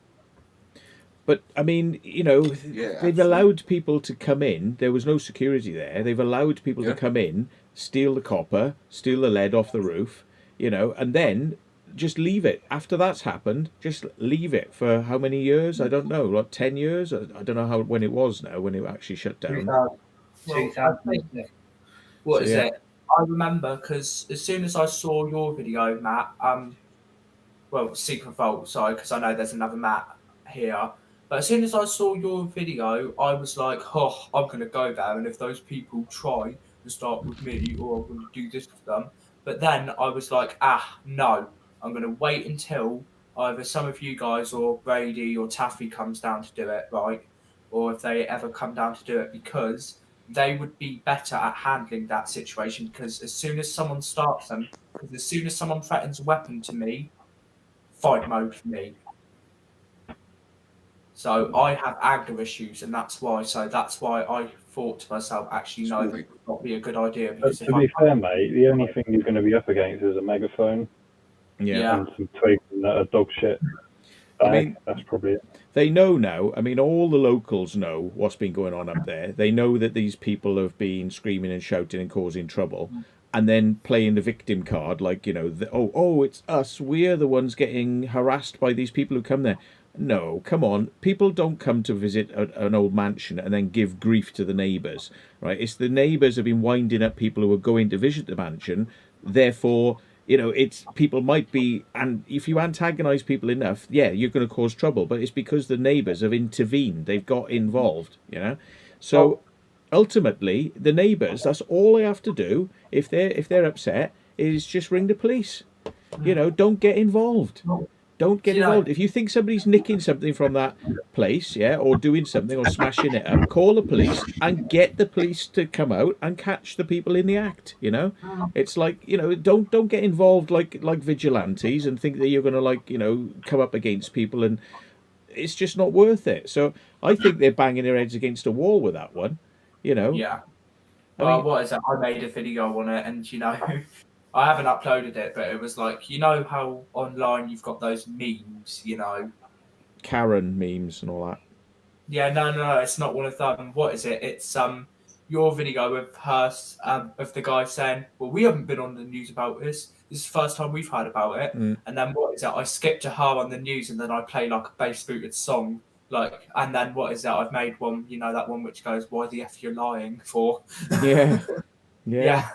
I mean, you know, it's like obvious that they're pulling a fast one on it, but I mean, you know, again, just because somebody is near your house, but I mean, they're not coming to see your house, are they? They're not coming to see you and your neighbours and all the people who live in your row of houses. They're not coming to see that because there's people living in those houses. They, you know, no urbexer. What, an urbexer's going to go, ooh, can we get in this house that somebody's living in? Oh, can we come in? Can we have a look? No, they're coming to look at the old mansion, which has been wrecked up the way. You know, so all the bullshit about the drone is just. It's all shit. bollocks, you know. Come on, nobody's interested in these people's houses, and you know. I think this is the trouble is now. See it's a local story is now. Everybody knows that this is what these people are like. So the thing is, there's going to be no hiding from if those people do anything in the future. There's going to be no hiding from their behaviour because people are aware of it now. So, and that's it. The best thing that can happen is that place gets sold and it gets taken care of. You know. I mean, even if it's just putting a plastic sheet across the roof to stop the whole building disintegrating into nothing, that's what needs to happen. And I'm sorry, if they have like such a huge problem with that place, right?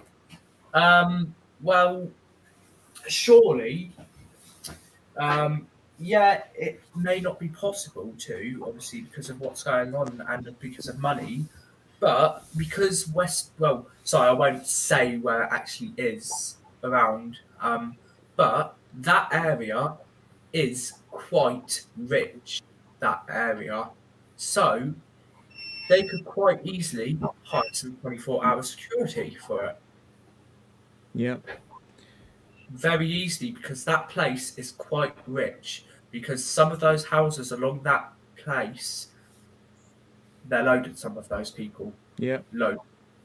I mean, I can't understand the mentality of somebody who owns a property that's probably worth a couple of million, 1 to 2 million, right? Then leaving it so that people can break into it and steal all the copper and take all the lead off the roof, and then still leave it. Not put plastic on the roof or try and repair it and then put security in there. Just leave it.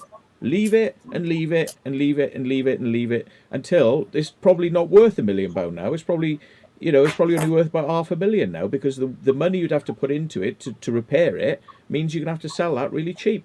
But the trouble is, if you have to sell it really cheaply, the person who's going to buy that might be another one who's going to sit on it. He's going to sit on it again until he gets what planning permission he wants, you know, and it's going to go on and on. This is the thing, see, I mean, it's like, I would say that there needs to be like a covenant clause in there. If you buy it, and you do not do the work within a certain amount of time, you get fined, or you have to give it back up. Like you could buy it, but only on a condition that you do the work within a certain amount of time. Yeah, but that's what I don't get. That area is quite rich. Well, obviously not all of it is rich. Get some security there, then you know, like they're acting like security guards, but they're not. They're just like fake security guards. Like, I'm sorry, who's going to believe that guy or that woman saying, "Oh, I'm a security guard for this place"? Yeah, well, they're the shittest security guards in the history of security guards, then, aren't they? Because if the place has got to that level of degeneration, whilst you've got them saying, like stay out, well, they're not doing a very good job, are they? So why don't they just piss off and not do the job at all? Their property. It's not their property, so Yeah. they don't own it. So they're just nosy neighbours, and so they have no right. Yeah. So Sorry, was somebody else saying something then? I heard somebody else. right. Just if you need directions, the address is on screen. Okay, it's gone. All right. What, to get to Westbury Manor? Mm. Yeah, no, it's very. It's in quite a weird location because obviously the place that it's in, it's not even a town; it's just a village, isn't it? And you can't see it from the road when you drive past. You'll see the houses of the neighbours because those houses are on the main road. But basically it's all hidden behind trees, and you could drive straight past it and you'd never know it was there. And it's not like a big road turning up to it. It's more like a track. It's more like a track, and it doesn't look like as if it would have ever been like a care home. You can see are the old poles where the sign used to sit on to say Westbury Manor. Yeah. That's the way. I mean, I don't know whether that's degenerated, but I mean, it doesn't look like as if it ever had a really proper tarmacy road going up to it. It looks like as if it was some sort of track. It's a strange place. You can see that it was hidden away for a reason, like a lot of these care homes are. They're hidden for a reason because they hope to hide from the, go under the radar, don't have enough staff, don't pay enough money, to the staff that were there, and try and, cut corners and see if you can get away with it. And there's a lot of places like this. I mean, I even knew somebody who used to run a care home, and we knew the whole reason they were running it is to see whether they could get as much money as they could and just not pay, a lot of money to run the place. And this is what a lot of these places are like, Well, another thing, one of my friends, they live right next to those loonies, and well, not right next door, just down the road. And what is it? I linked your video on it, and he watched your video, and he went over to them people, and he said, "You dare do that again? I swear to God." So he has actually had words with them about it. He's had words with them. He said, "You dare do that to anyone, and my mate is going to be coming down soon to do this place. So if you have a go at him," he showed a picture of me, and he said he will do something about it. Mm. So he's had words. Well, this is it. This is the thing. See, I did report it to the local school, but they never replied back to me. And I wrote to them and I said, can you let me know that this has been looked at and dealt with? And obviously it has been something that's been brought up because the woman has complained. She said, and he's reported me to try and get me sacked. And it's like, no, it wasn't to get you sacked. It was just to investigate whether or not you're suitable to be looking after kids. And to watch you carefully now because you've displayed this sort of behaviour. And you and your husband seem to be displaying a sort of level of behaviour which is like denial of what you're doing wrong and blaming it on everyone else and coming out with shit and then calling people paedophiles because they're flying a drone over a mansion house down the road from you. It's like this is abnormal behaviour. I don't want to see. I'm not necessarily saying that should be sacked, but it's one of those things. If it wasn't reported and this wasn't brought up, I think that this person would be getting away with all sorts of shit that maybe they try this shit on with their job. Seeing what they can get away with. I'm sorry, but what boss is going to allow that sort of behaviour from someone working with children?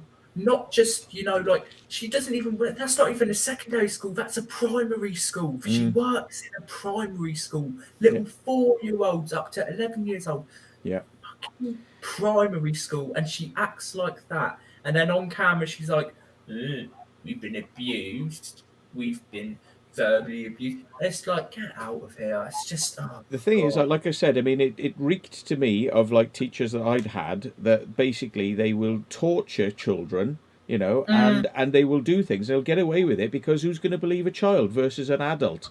And then they're trying to apply that sort of behaviour to adults who are visiting that Westbury house, you know, and they're saying like, no, no, no, no, we're the victims. You're the one who's done it wrong. You know, you're a pervert. You're trying to look at our young girls, and it's like, what the, you know, like, I'm sorry, you know, once you start doing things like that, then you start ringing alarm bells, and that's why I reported them. But the thing is, that school never contacted me back and never acknowledged that I'd sent that to them. So the thing is, I'm seriously considering, and I did ring them, but they weren't there the other day. I did ring them, of reporting it up the line to the local Hampshire Schools Authority. You know, because if this school is hiding this shit, as could well happen, because you know things get hidden, you know, and it's like if they're hiding it, I'm like want to say, well, can you just let me know that the school has acknowledged this and is looking into it? Because if they're not prepared to acknowledge it to me, yeah, then maybe they're going to hide it from you above, you know, and it's like, it's not right. It's not right. And what really annoys me as well is I've had a case of someone trying to think that I've been being a paedophile and that. So, 2016, I was walking through a skate park just down the road from here, and what is it? It was, you know, those like 13, 14-year-old girls, you know, who act like they know everything. They think that they're tough and all that, with those 13, 14-year-old boys, you know, who, you know, smoke all that wacky backy and everything, thinking that they're cool. Well, one of them came up to me, right? So I was actually going to go and meet someone, right? And they said, "Oh, you're looking at us. You're a paedophile and all that." So all I did was I shouted, "Alfie, come over here." And I said this. This is my boyfriend. I'm attracted to men. So, yeah. But Up are you? floor. Are you? Not anymore, no. Not anymore. I've been attracted to women since. Thank you for revealing that on the show. This is a Well, no. we've got an exclusive here, folks. Well, no. A bit lively. But no. So it's just like, hey, talk to me now. Anybody else want to reveal any sex secrets of you know, anything going on that they want to, like, you know, just get it out, get it off your chest, you know, on the show? Now people in the chat are going to talk about now. Oh, So, The chat rainbows appearing. yeah, they're all supporting you, Ryan. They're all like rainbows and stuff. There we are. Look, thank yeah, you. there we are. Yeah. Yeah, no, But- trust me. There's nothing wrong if you're bisexual, gay, you know, anything like that. There's nothing wrong. But you know, it's No, it's not. But it's just like, you know, it's at all. bit like a bit of a revelation there. You know, just sort of, you know, in support of my plight with these crazy people at the mansion. Thank you for that. Back to Westbury. I don't know if you saw, Matt, but on the top floor in the eaves and the cupboards, did you see the little benches around the wall? Alex, you might remember that because we spoke about that. Did you see those? And me and Alex thought it might be an area where they kind of sent, it's like a naughty area. Like if they weren't behaving, they might have gone in there and to sit down like at a timeout sort of thing. Really? Alex? Yeah. Whoa. I don't remember. Obviously, they probably weren't Locked in a cupboard. treating Yeah. them right, and there were like benches in the little eaves, like in the loft bit. Mm. Well, We were just wondering what. I can well imagine that because of the reason it was closed was because there weren't the right amount of staff there. You know, you have to have a certain amount of staff per number of people that you have staying there, and you have to keep a record of the fact that you've looked at people, bathed them, you know, done certain things, and you can't do that if there's not enough staff there. So there wasn't even a manager there who was trained in what you had to do in emergencies and all that sort of stuff. And they had warned them about this because they caught them doing it, so they'd warned them about it, and then they came back and caught them again, and they were doing exactly the same thing and worse. You know, it's kind of like things had just gone downhill So, there's when you've got that sort of stuff happening, there's a culture of abuse has been going on for a long time. It's not going to be something that's just out of the blue, like, oh, we've got a few staff off. It's not normally like this. It's like the culture's there. The culture is, how can they get away with as much as they can get away with? And that's why these sorts of places, they should be regularly, spot checked.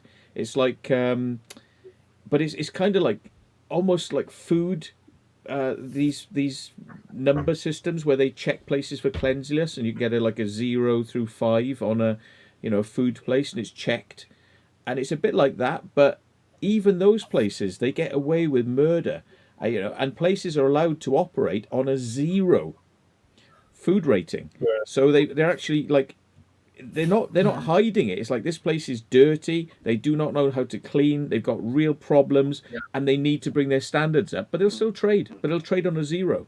See, it's a shame. It's a shame about that, right? Because, for instance, right, my dad could have been in that sort of situation at a care home, which was active. He could have been in a dirty place. Now, luckily, he was in a really nice place, a really, really, really nice care home for a couple of years. Well, I think only. I think only 7 or 8 months, but think how it's happening right now. I mean, think what's happening right now, because people can't visit care homes to check on their family, and part of the problem you've got with this COVID situation is, people like to keep an eye on to make sure that their relatives are being fed, given water, and cleaned. And a lot of people are dying because of COVID, but I mean, you just don't know what's going on behind the scenes right now, because nobody can keep an eye on what's actually taking place. So a lot of people might be being, practically murdered by being left to rot. And actually, and I'm just so glad, like, honestly, if my dad had been in the care home now, well, obviously he's not here. He's been gone for 10 years nearly, but, like, if I wouldn't be able to cope if this was happening right now, if he was in a care home, because I'd just be like, I'd be downright refusal, and I would not leave that site until I saw my dad. It's so scary. It's like, it's enough for people to say, I want to take my relative out of a care home, but you're not allowed to do that. It's illegal for you to do it. You'll get arrested, and the person will be taken straight back to the care home. But right now, if I had a relative in a care home, I'd be thinking, well, there's no checking going on. It's like, I can't get dental treatment right now, right? Can you imagine that the NHS are going around checking all these care homes rigorously to make sure that there's no abuses going on? It's probably worse right now in these care homes than it is during the normal, non-COVID period. I would imagine that now is the really bad time in these care homes. Oh, yeah. I mean, what is it? Because it is real tough time, when he was in the care home, because I remember, I think 2 years he was in hospital and care homes throughout get up, go to school, come home from school, have something to eat, go to the hospital or care home, spend an hour and a half there, get home, have some dinner, go to bed, do the same thing on repeat, then Saturdays and Sundays up there all day.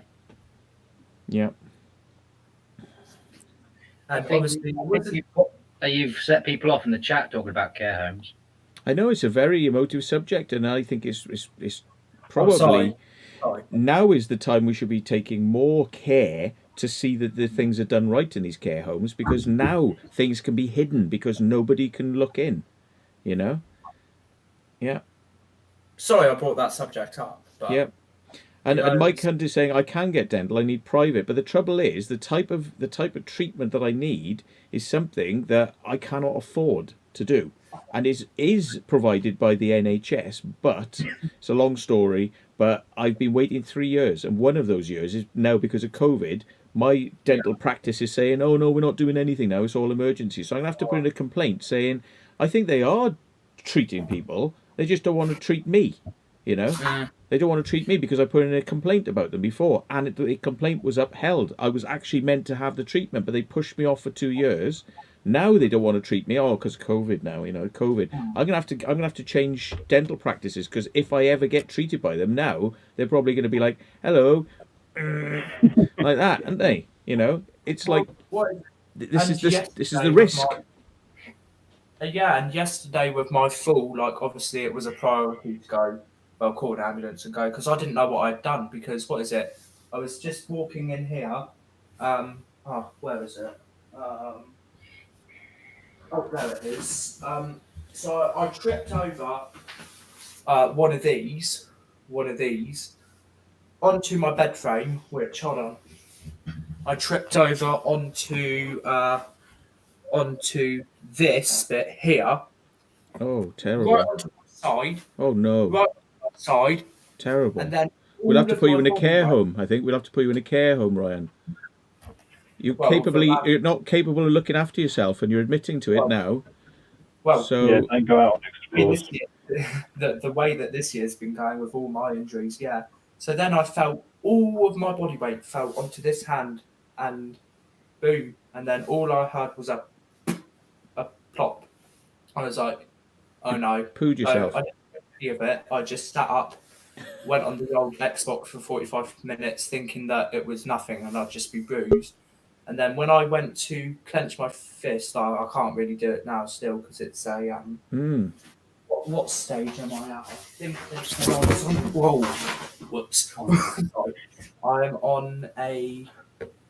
There you go. I'm on a grade 2, so it says the muscle has some torn fibres but remains able to contract and move. I think they'll be sectioning you soon, mate. They'll be like saying, "Yeah, look at him." Look, we got a couple of people want to come in, right? There's John Bengal wants to come in, but I can't fit everyone in, so I got one more space. So John Pointer was trying to come in then, but here's Mr. Bengal, but I can't fit everyone in. So if one comes in, one's gonna have to go. I will drop out at 11 o'clock. Right. So there we go. So how are you, John? I'm all right. How are you? Okay, not too bad. Have you been listening in and? If I have. Good. About those, especially about those certain individuals who like to throw cow shit at everyone. Yeah, the shit flingers. Yeah. Yeah, crazy people. They just need to just give up really now. Yeah. What's the point? There's no point in it. Well, I mean, they have they have given up on trying to get my videos taken down, but they haven't given up on trying to get those videos taken down off other people's channels.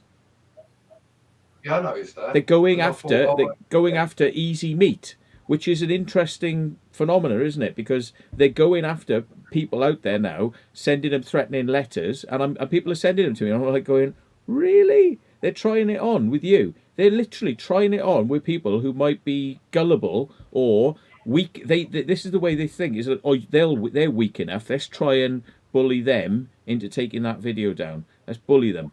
And these people are just like, systematic bullies, I mean...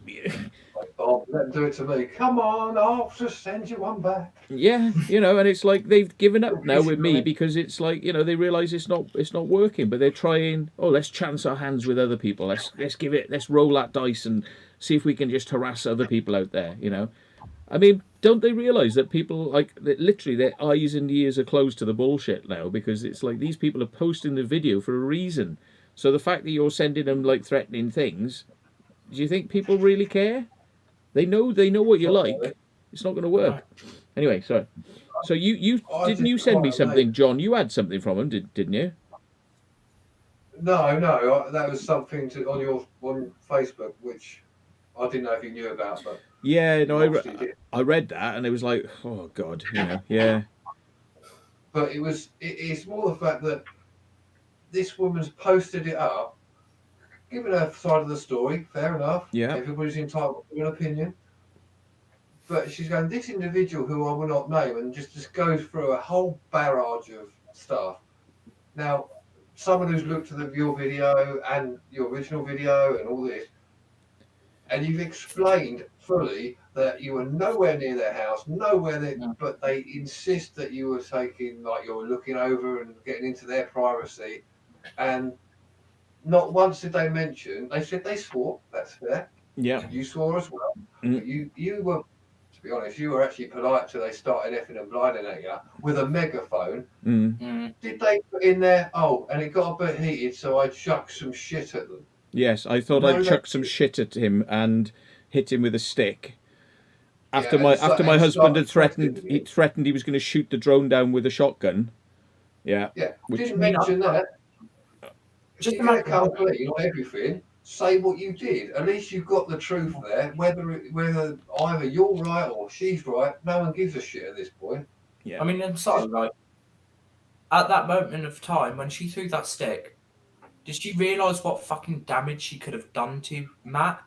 She could have hit him in the.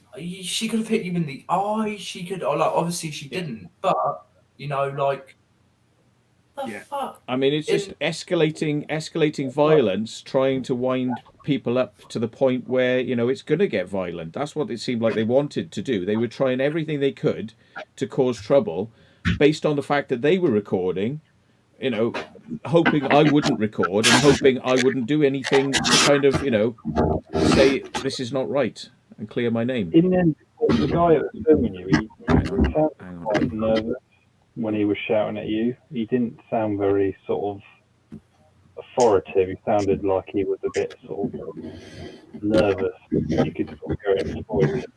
Yeah, it's caught. If you're going to move the stuff around, Ray, it's creating a hell of a noise. Just to let you know.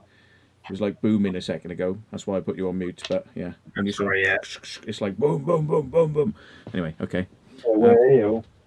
Anyway. Well, we've gone over it to death. But what I can't understand is now, you know, this much down the line, why they just don't accept the fact that the video's out there. Most of their village is talking about it and probably having a little giggle at the fact that they're trying to hide this information, you know, and it's not going to go away. I mean, you know, the only thing that I would have thought would have kind of made this go away is if they'd have said, okay, fair enough, you know, like, we're sorry, we overreacted a bit, and they're not doing that. They're like, no, we're justified because this guy's a pervert and he's trying to pervert our girls. It's like they're still trying it on with that sort of shit.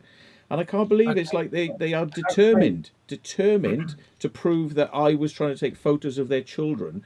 And they forget that they've actually stated in things saying that the drone was close enough to throw a netball at. You know, it was literally flying down into their garden at like close level, and then went into their neighbour's garden, then came back out. And I've shown my whole flight was 3 minutes. I took off, flew around the house, pointing at the mansion house. I never really got over their premises, and the closest I got was about 40 meters. Was it 40 meters, which is about 40, 80, 120 feet in the air. Yeah. Who can throw a netball at 120 feet? You know, this is like proof. This is crazy shit they're trying to pull off here. They go in, don't believe me.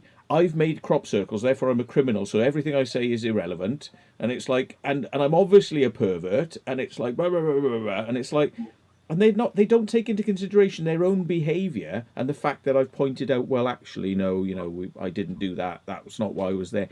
Why would I come to a place that I visited only the night before I was there, right? The night before, and I came back in the daytime to film the mansion with my drone. So why would I come back in the daytime to come and film their house? And I don't even know that they've got children. Right, and why would I come to do that? Why would I, with all the videos I have on my channel of exploration, right? Do you think anyone is going to believe this crazy frigging story that I've gone there to take photos of their children and their house? Why am I interested in the neighbour's house? It blows my mind that they would be trying to suggest that that's why I've come there. There's another point as well that there's another point you've got that they're saying you're a paedophile, this, that, and the other. Now, if that was true, and they wanted to pursue it, they could have called the old Bill and said, "Oh, well, definitely trespassing." The old Bill would have come along. They would have taken your stuff. They would have obviously got hold of your address. Obviously, they probably know it anyway. But then, taken your footage, checked your drone, sorted that out, and a big sort of case would be taken up, and then months later dropped because there's no evidence. There's no evidence. But I think they know they're reaching for shit. Well, the thing is, I reported it to the police first. The police went to speak to them, the police found out that the woman who owns the house wasn't worried about me being there, so I hadn't actually done a trespass, so that was that out of the way, right? They'd looked at my footage, and I think they accepted that there was something not right with the story that these people were giving, because they weren't prepared to proceed forward, because these people then made a counterclaim, oh, he was there because he was trying to take photos of our daughters. Now, they keep saying, we've got witnesses to this. Well, two of the witnesses are the daughters, right? One apparent witness is a neighbour, and the other two witnesses, because they said there are 5 witnesses to this, are themselves. So they are putting forward a very, very crazy story, right, to start with, right? And they reckon their daughters are backing this. Well, okay, that's a family full of loonies backing each other's stories up, yeah? What? And the neighbour taking sides too? Maybe, right? Maybe they're all on side for a good old ruck, because it seems like there's a lot of trouble down that lane. You know what I mean? When people come, right? I've experienced it. Lots of other people have experienced it, and I actually managed to film some of it. So it goes along with my narrative of like, well, I came there the night before, I came back the day after. The narrative is there. That makes sense. What doesn't make sense is, why would somebody come there the day after to film the daughters in the next door house? What, in a 3-minute window of flying? I mean, that doesn't make sense. You know, it's like, Wait. you know. Do you know you've got other, obviously you have other explorers there, Yeah. or have had. There probably has been trouble, but there's no reason for them to then incite you as to being the cause of every trespass there's been. I mean, the first thing they actually say on that message thing that you've seen, they're saying like, oh, so, you know, some explorers are really good, nice people. It's like, yeah, okay, so you butter everybody up, and then you go in for the kill, but there's no warrant for you to actually say what you start saying. Yeah. You just need to drop it and leave it. And I think keep going on. Yeah, they're going on, but way too much about it. Like, yeah. Right. Well, I know that there's Urbex with Taffy's in the stream. I think Wants to come in, is it? Okay. So I'm going to drop out if one of them wants to come up, because I've been on for, I think, an hour and a half now. So okay, we'll catch you again then. Thanks for coming in, Ryan. Yeah, no, thank you very much. Stay safe, everyone. Okay. Here and on the stream as well, because it's a crazy world out there at the moment. Yeah. Thanks. Yeah. Mate. Thanks for having me on, and see you all soon. All the best, mate. Yep. Ray, just quickly, Ray, I will email you out maybe a couple of explorers to see when this lockdown's all finished with, mate. Yeah. Okay. Yeah. All right. Then. Catch you guys in a bit. Cheers. See you later. All the best. Yeah. See, my perspective on this is, unfortunately, because of the way that they've behaved, it's even more important that I keep the evidence up there in a place where people can come and see it. Because anyone who questions what went on or hears a rumour about it, if there's nowhere that they can see it, because these people have been hoovering around, you know, removing the way they behave, because they don't want people to actually see it, because it speaks volumes. You know, I mean, it just speaks volumes, I think. And that's the thing. See, they don't want to have a level playing field on this. It's like their accusations, I'm not allowed to respond. So they're allowed to make a whole load of accusations, which I've never gone round all these websites going, you must take down their accusations against me. I've not wanted that to happen. I just want people to see both sides, because then they can make their own minds up. Because I don't think the camera really lies. And, you know, I mean, I know the DJI drone doesn't lie, and there have been plenty of people who've come in the comments and said, like, you know, I fly with these drones. You can't screw around with the logs, and you know, I'm quite happy for somebody to come along and say, well, we need to inspect this, because you know we take it seriously. We take it seriously. You know, but the police don't take it seriously. This is the whole point. You know, it's like the police just said, look, you know, we're not interested in this. It's like, just don't wind him up. That's what they told me, is don't wind him up by going back there. And I said, yeah, but the point is, like, we haven't actually done anything wrong by being there, you know. But you're taking their side, saying like, oh, well, you know, don't back off. Well, all right then. Well, what's the point in them putting all these posts up saying that I came there to take photos of their kid to make themselves look good, whilst I have to take then looking bad. But I'm not allowed to have my video up there to prove that I was not bad. But they'll go out there saying, "Oh, he's a pedo, he's a pedo, he's a pedo," and it's like, I've not asked to have those comments taken down, but I do ask to have my evidence left present so people can see it's not true. Yeah.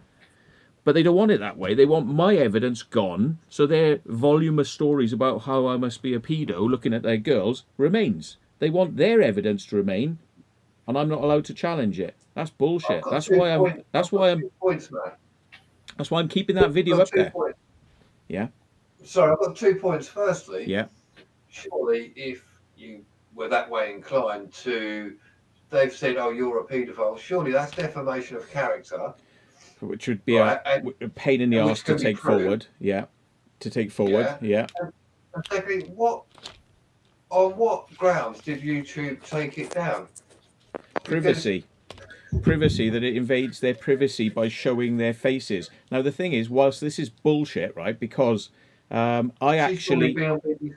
Yeah, no, the thing is, initially, I said, okay, fair enough, privacy. I blurred their faces out, and I blurred their faces out and the names out, right, from the BBC thing. So when you watch it, you see them screaming and shouting, but you can't see their faces, right? So it removes their names and it blurs them out. And the BBC piece, which was the BBC thing, is actually on the BBC website, so you can see them on their website. I even blurred that out, so I re-uploaded it as that. Nope, that's not good enough either.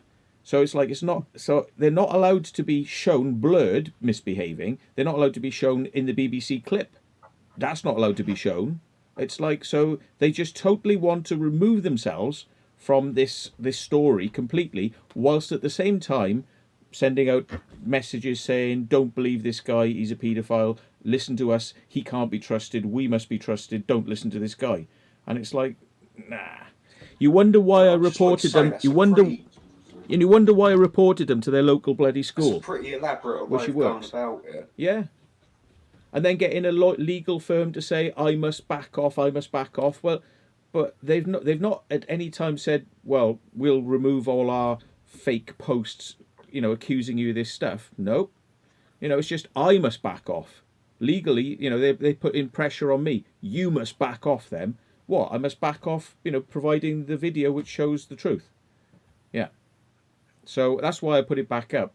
Unblurred. It's just as the original. I'm like, no, I'm not having this. It's like there's no backing off from their department. There's no backing off from them, you know, but I have to back off. Nah. Been down that road, getting fed up with that one. You got to protect yourself the same as they are themselves. Yeah. If you look at it legally, they're trying to protect themselves. You are definitely trying to protect yourself. So, sodom. Yeah. You know, if it's like, you know, coming out with stuff saying things like, you know, this guy is a paedophile, really? Well, you wonder why I reported you to your local employer, the school, because that is just out of order. And if you can do that to an adult, you know, what can you do to kids? That's my argument. So, yeah, it has got out of hand. But, I mean, you know, ultimately, you know, they didn't have to come up to me and start throwing shit at me and then started calling me a bloody paedophile. You know what I mean? It's like, who started this? I'm getting told I'm the one who's being told by their legal people. I was going to say, maybe you shouldn't have brought up Westbury Manor. Maybe I shouldn't have what? Sorry, Vacant Haven, I shouldn't have done what? It broke up. Brought up Westbury Manor. Maybe I shouldn't have brought it up. Yeah, no, I know it's getting there now, isn't it? We'll have to change subject, but that's the only reason I kind of kept it going. You know, is because I mean, it's going to be a one-sided war otherwise, isn't it? You know, so. And I think, imagine if it went to court and I wasn't allowed to appear as a witness because they'd removed me from the witness stand, and the only bit of evidence that was there is he did it, and then it's like, all right, but he's not allowed to represent himself because he's not allowed to put his evidence forward. Can you imagine a court case like that? Bullshit. So yeah. Stupid. Anyway, right. So. Well, we're getting on for... Here we are. We've got Mr. Taffy. Here he is, finally. Mr. Taffy. Oi, oi. What's going on? Yeah. All right. Yeah, We're just chatting about the same old, same old. We're stuck in a bloody time warp. You're all full of shit. You just need to go trespassing and fuck the law, mate, because you're all wankers. Yeah. Yeah. Fuck 'em, mate. Fuck 'em. They tell me that I can't do it, mate. I'll come back with ladders, mate. I'll prove you wrong. Yeah. It is. Go there with a pair of bolt croppers, mate. I don't even own any, but I'll go and fucking buy some just to prove a fucking point, mate. Yeah. And the thing is, you're saying I'm doing criminal damage, I'll record it, mate. the camera never lies, and all I'm going to say is, right, in about a month's time, because we can't do it just yet, but in about a month's time, one really amazingly big stinky liar, right, who has dropped an amazing turd on me and a few people I know, right? The camera doesn't lie. That's all I'm going to say. No. The camera doesn't lie, because this stinking shit. this big stinking turd, which somebody has tried to drop on our heads and has actually just landed on the road. Let's put it like this, right? Landed there, right? Nice. And then they're going, "Oh, I never dropped that. I never dropped that turd. That was not me. I never did that. That was not me." Oh, the camera doesn't lie, because in fact we have pretty good quality footage of this person dropping the turd. Oh dear. Oh, and that's not going to go down like a lead balloon, no. is it? It's not me by any chance, is it? No, it's not you. No. I'm just saying. I tell you, it's going to be. You're being an absolute cunt. It's going to be a peach. It's going to be a peach. Yeah. You actually going to motherfuckers, Mum. Bring that one out then? Well, I did say to the others, I said, I mean, this can't be allowed to carry on like this, because I mean, this is just outrageous. Yeah, I mean, it is absolutely outrageous. Do you know what we need to do? What somebody has just tried to do. Yeah, and they're going, "Oh, not me. I never did that." And it's like, really?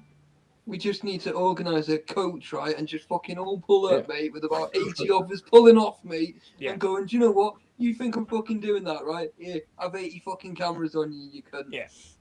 So, yeah, I mean... I would, mate. I'm fucking ruthless, mate. I know a coach company, mate. I'll organise something. Yeah. We're sitting back at the moment, and we're just letting the bullshit... bullshit came in thick and fast, right? Thick and fast, and it's all like a very long, complicated story, and it's just a story that somebody has invented, right? Yeah, that's come in fucking Morse code or something that no one understands. And this this person is literally being filmed in the act, right? Saying they were not there, they had nothing to do with it, they were not there. They were not there. It was somebody else. They had nothing to do with it, and they literally. What? That's not. That's not you, is it? On film, is it? Really? Oh. Is that not you? Is that not you? Literally dropping a load of shit on everyone else's head, and it's not you, is it? What a little sociopath! Oh my God! Caught out. Well, that's definitely not me, bang. Mate. I'm more of a psychopath, mate. Proper little manipulative sociopath, writing bullshit and sort of like, oh, yeah, and literally caught in the act. They couldn't be fucking slapped with a fucking brick any fucking harder and any quicker than what's going to happen, mate. That big strong ass wall that's about 50 foot fucking wide, mate. They got no idea. They got no idea what's coming. But trust me, right? And it's not it's not like threat, and that's not a threat of like violence or anything like that. It's just like going to be a dossier. Oh no, because we don't threaten. We just a dossier of here's the video. Yeah, there's no threats. This is what they said. Here's the video of what actually happened. Oh dear. Oh dear. Oh dear.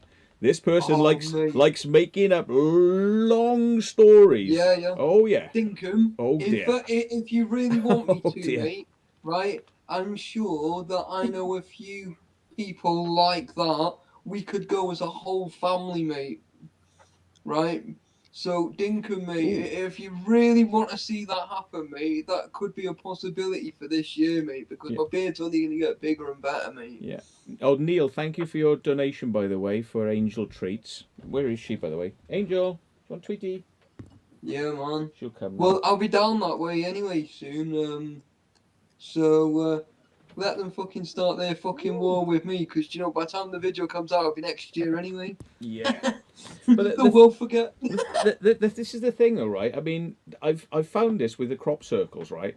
There are hundreds of people, right, who just want to get you. They want to get you. Yeah. And if they can't get you, right, they'll make something up about you. And I've learned this, Yeah. right? And the thing is, to a lot of people, this would actually, you know, a lot of people would not be able to deal with the things that I have to deal with regularly, right? Because I've been dealing with it for 20 years, right? And these like, you know, these idiots like the Swindon idiot, you know.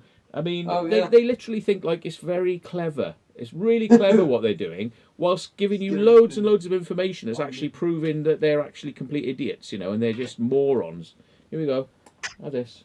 One last one. Think at any point, mate, that you actually want me to go, mate, just let me know. It just can't be like between now, right, and probably March, right? Because I can't really go anywhere, right? Yeah. Not because I don't want to. It's just like personal, like things really. With Leah and stuff like that, getting her to the hospital, and you know, because her actual due date's I think March. But there's a good chance she's probably not even going to see the end of the month, like. So, because she's having twins, like. So, once that's done, like literally, once she's given birth and I've dropped her off and kicked her out the fucking car, right? She's on her own then. That's it. I'm off out exploring. I've waited around for months. But then you'll have to be like shopping trips then to go and get all the supplies. Oh hell no! That's what Asda and Tesco's invented home deliveries for just like her. Yeah.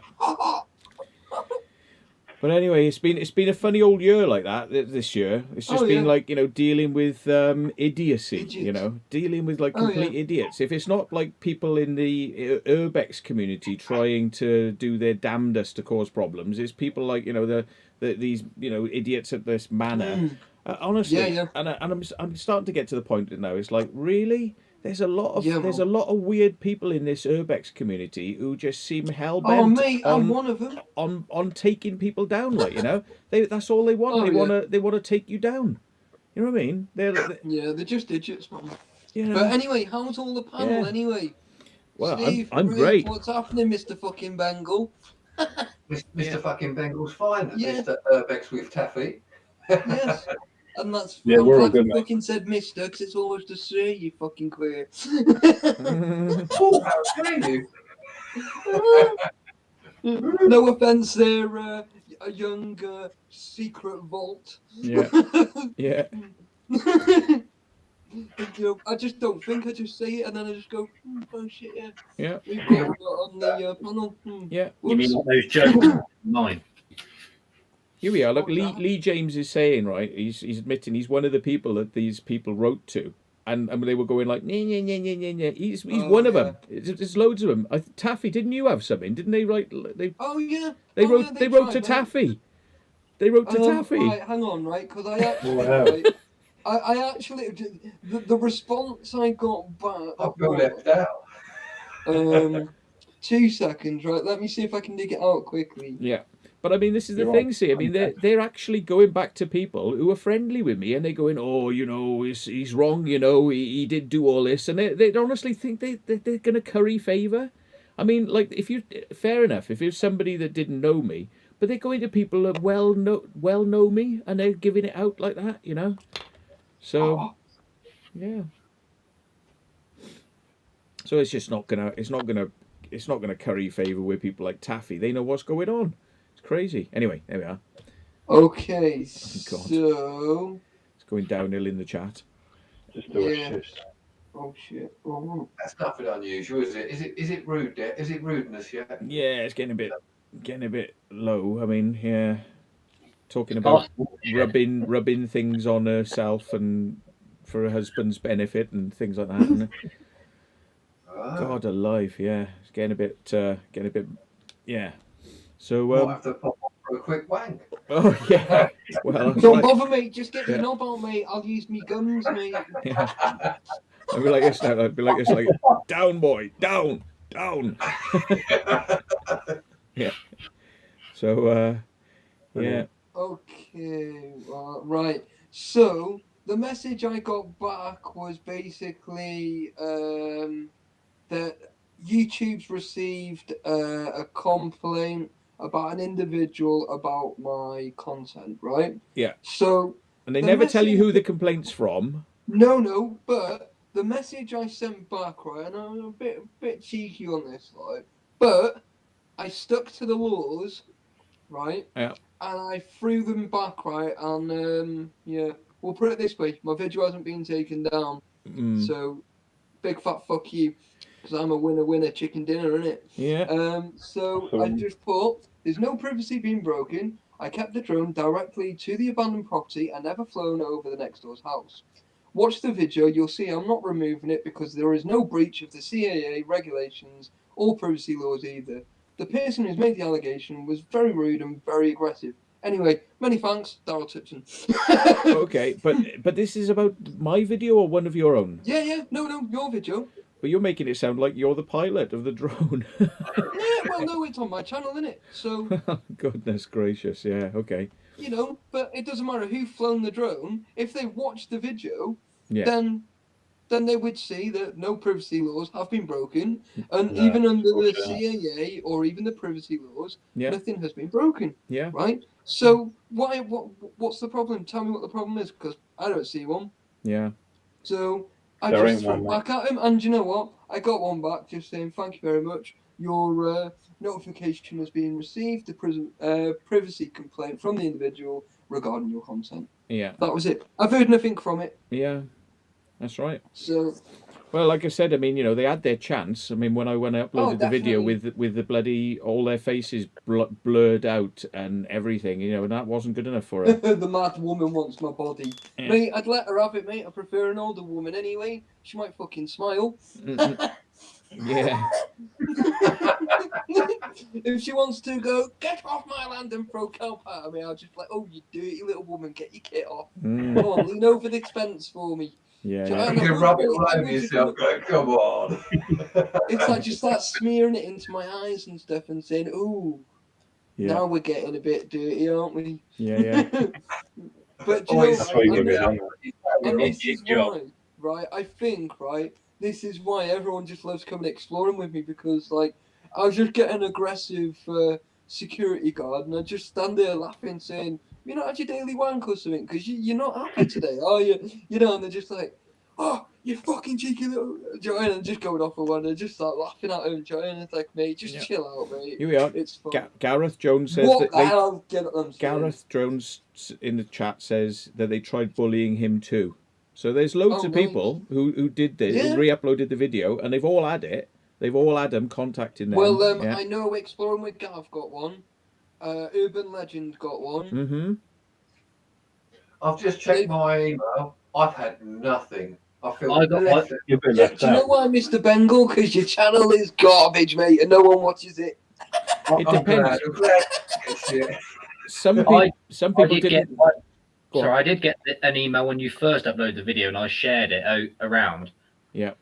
Because I Oh, sent yeah. it to you. But I I mean, haven't had anything else. I think the thing is, some people re-uploaded it and they didn't make it connect with the words they were using, connect to the kind of original event. So it would be hard for them to kind of find it under that, you know. Oh, mate, I just Search. copied your thingy I did, mate. That's and why I they just banged found it. straight up, mate. Yeah. Yeah.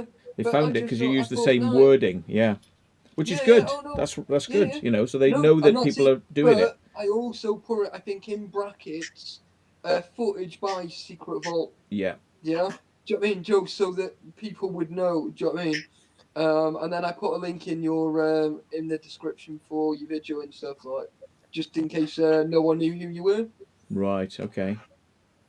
Yeah, I basically put down banned video, secret vault, blah blah, on Mm. permission from you, and put a description. That was it. Let them get on with it. Nothing. Oh yeah, let them try it with me, mate. I'll go down and knock on their door and say, "So, I'm breaching a bit of privacy here. Watch this space." And then I'll just get them following me, and I'll just keep recording, like, and it'll just be funny. Mm. Yeah. Would be funny. Oh mate, I put a GoPro on the back of my head, right? And then I'll set my DSLR. I'll set that up, mate. So literally every angle will be recording. Do you know what I mean? As I'm walking away, and they're gonna hate me, mate. They're gonna hate me because I'll just spend like a whole week down there. I'll put my ghillie suit and that on, mate, and I'll just go and camp in the garden, mate. Take your bottle of propane, cook your dinner and stuff. Yeah. Yeah, Mum. Mate, I've got this, mate. I've got it. It's cool. We'll go down there. We'll go and have a little camping session down there or something. Make a little campfire and sing Kumbaya. Exploring with Ace, hello. Yeah, you better Just add popped it all. on. No, that's right, kids. Yeah. So I don't know. It's been one of those years, really, like, you know, for sort of having to deal with this weird stuff, you know. Any consolation, mate? We're only 2 weeks in, mate, so we've still got another 50 whole weeks of this. Yeah, I even forget because it overshadows the fact that there are lots of other times I've had things this year from other people, nothing to do with what we've been talking about tonight, where I've had a load of others. I'm a security guard and we are in charge of this property and you have to take your video down, otherwise we'll take legal action. I've had loads of those. I've forgotten because they're so transient. I just go, you know, grow up.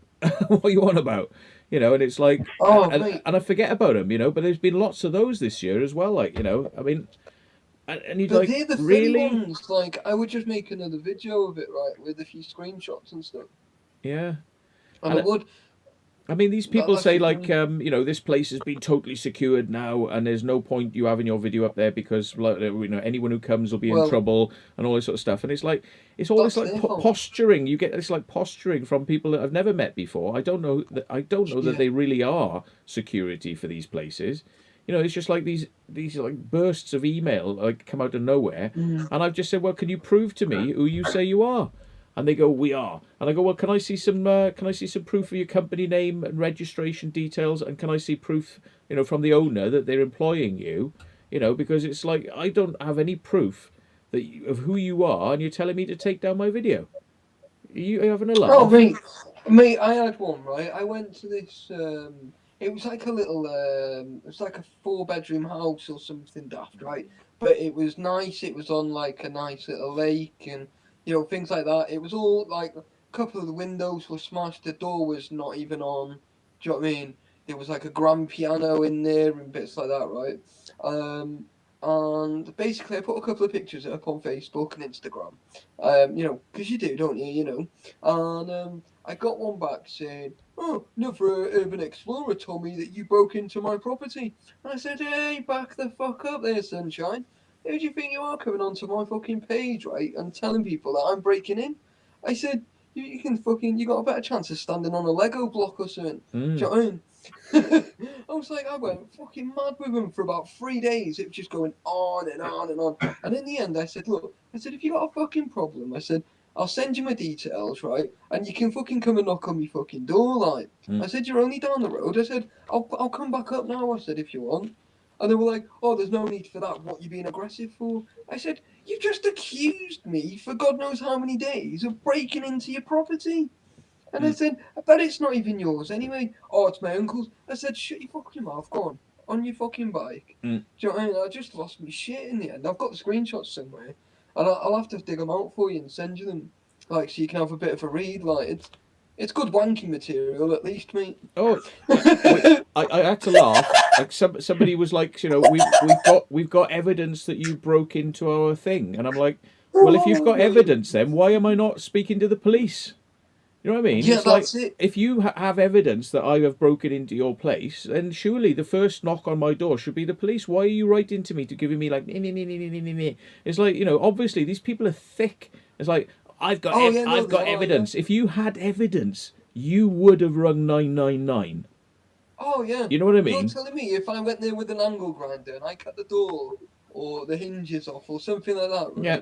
Good, clear CCTV footage of, you know, me there, like, you know. Right, I tell you what, mate, you don't get any more harder evidence than that, mate. Yeah, bang to rights, so we'd be arrested, we'd be away. Oh, mate, you'd be sentenced. Mate. You know what I mean? You'd be down the road, mate. It's like, you know, but people try it on, like, I mean, you know, there's been so many cases, like, of people saying, like, you know, we have evidence.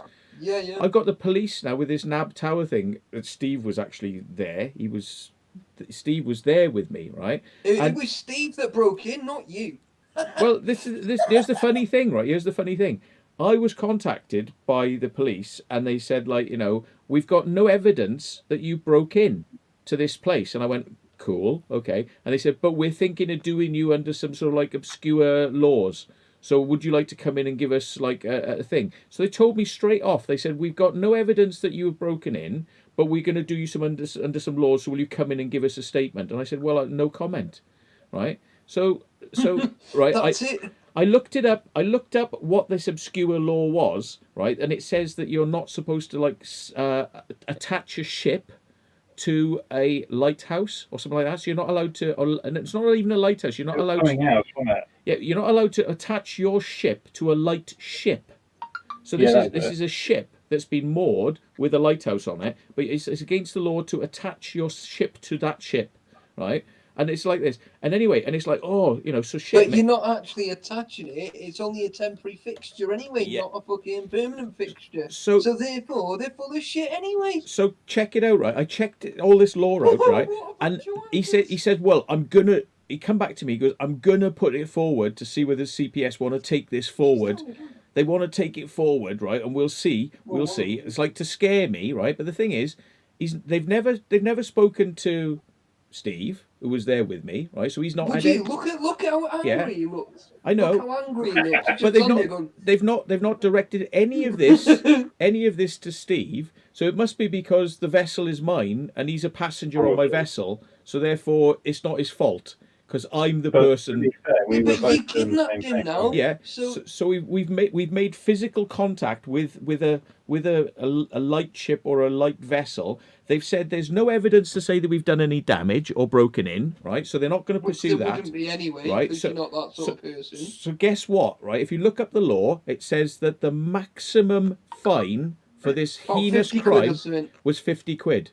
In law, the maximum fine for apparently attaching yourself to or visiting a light vessel, right, is 50 quid.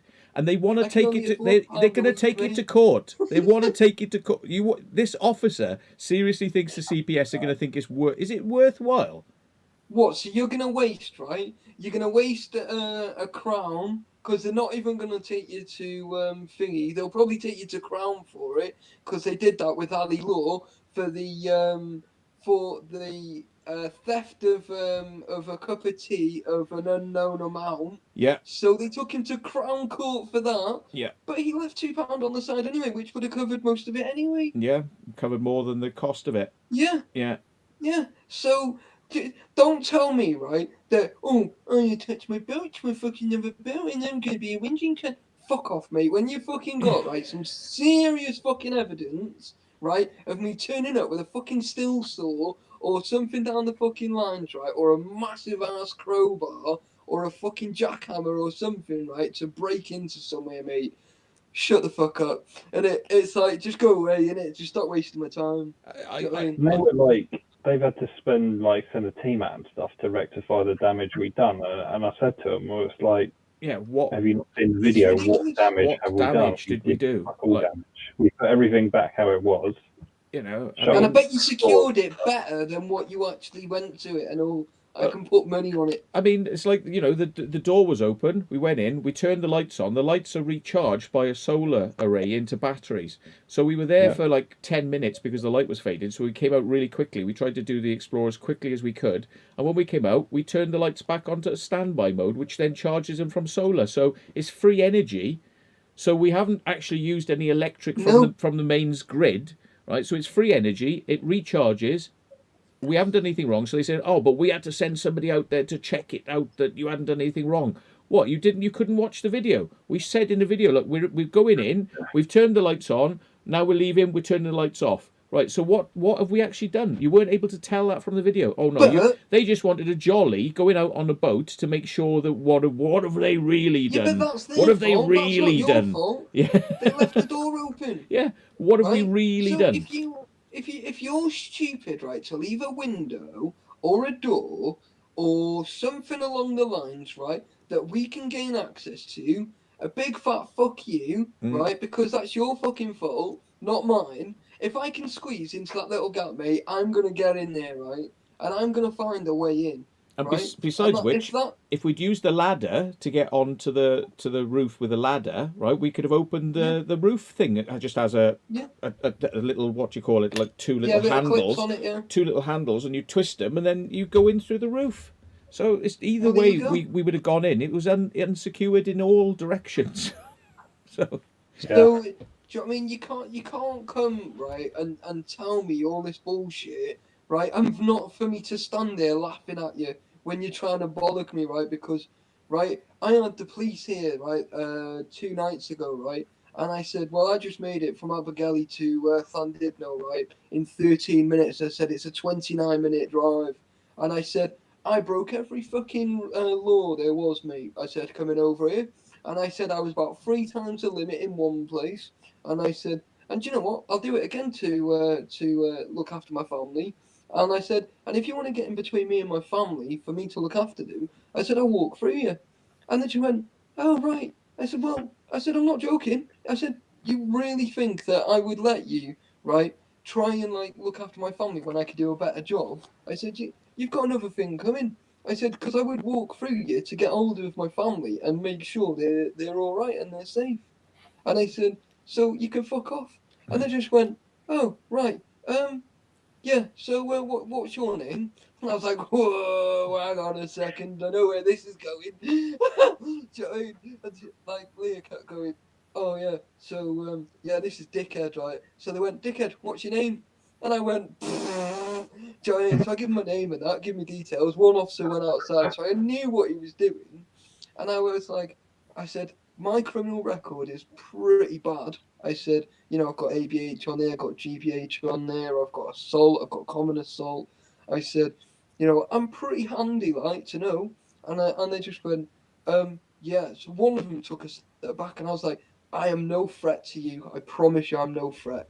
Do you know what I mean? And I said, I am just here to look after my family. And I said, if someone wants to try and break into this house one more time, I said, I will detain them until you get here, whether it takes 10 minutes or it takes 10 hours. I said, I am not going to be nice about detaining him. I said, I'm not going to lay a finger on him, but I will literally detain him for as long as possible. Do you know what I mean? And he just went, no, that's fair enough. You know, he said, if I was in your shoes, I'd do the same as well.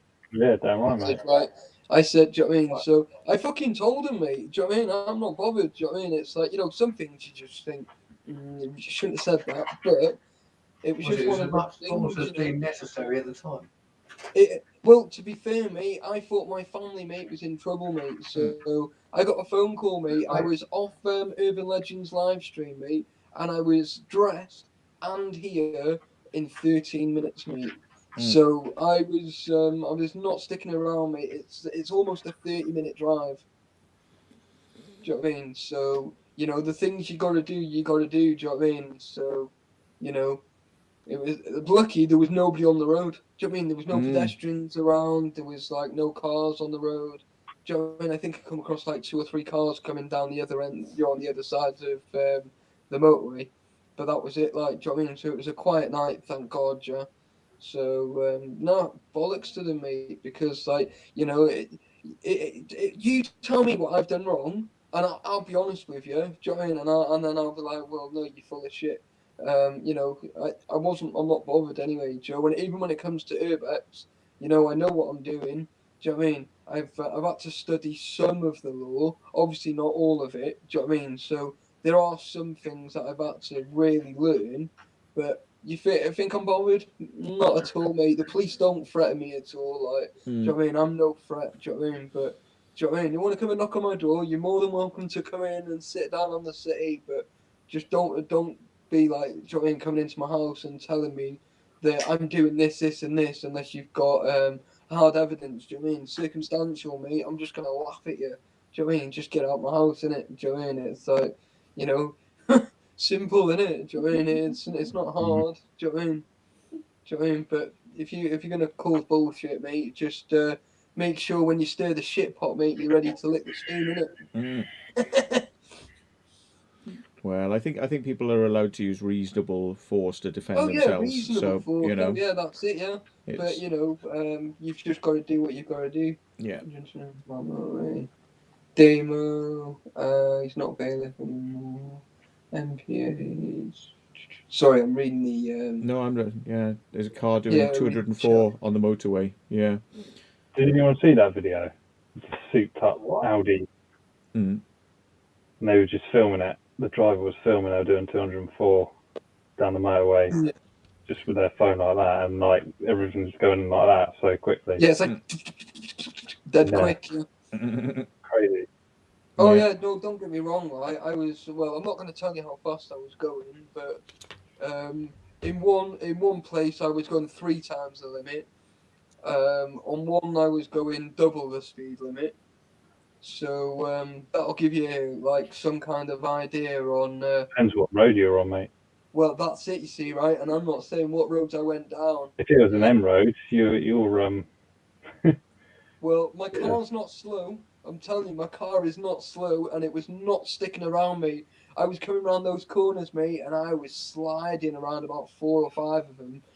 So I knew I was going at some speed. I wasn't looking at the speedo for most of it, but I knew I was right up the revs, mate. And in fifth, mate, I was about 5,500. I think I was at one point. So I was definitely up there somewhere, like in fifth, like. So I wasn't going to hang around, like. But I've got a speed limiter on mine.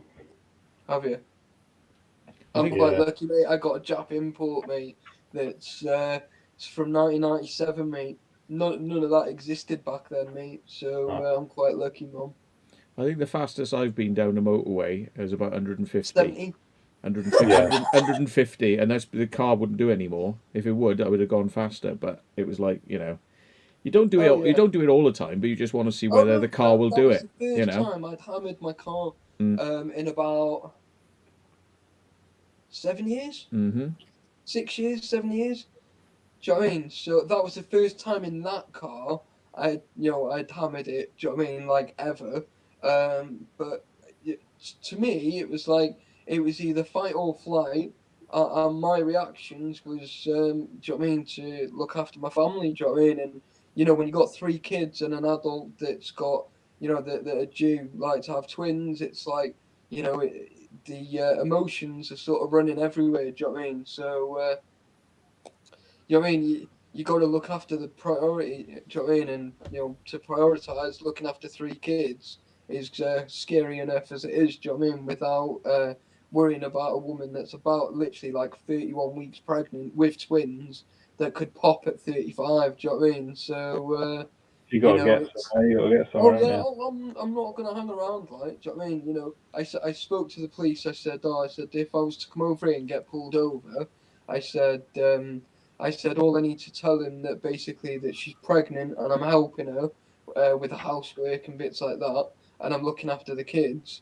That is more than acceptable as an excuse to leave my house. So, do you know what I mean? That's without my mental health as well, like being stuck in. So he was, they were sound, weren't they? They were pretty cool, right? So, it was. I wasn't expecting them, Joe, to be as nice, yeah. Do you know what I mean? I was expecting. Will you shut up? Would you know what I mean? Shut up, you dick.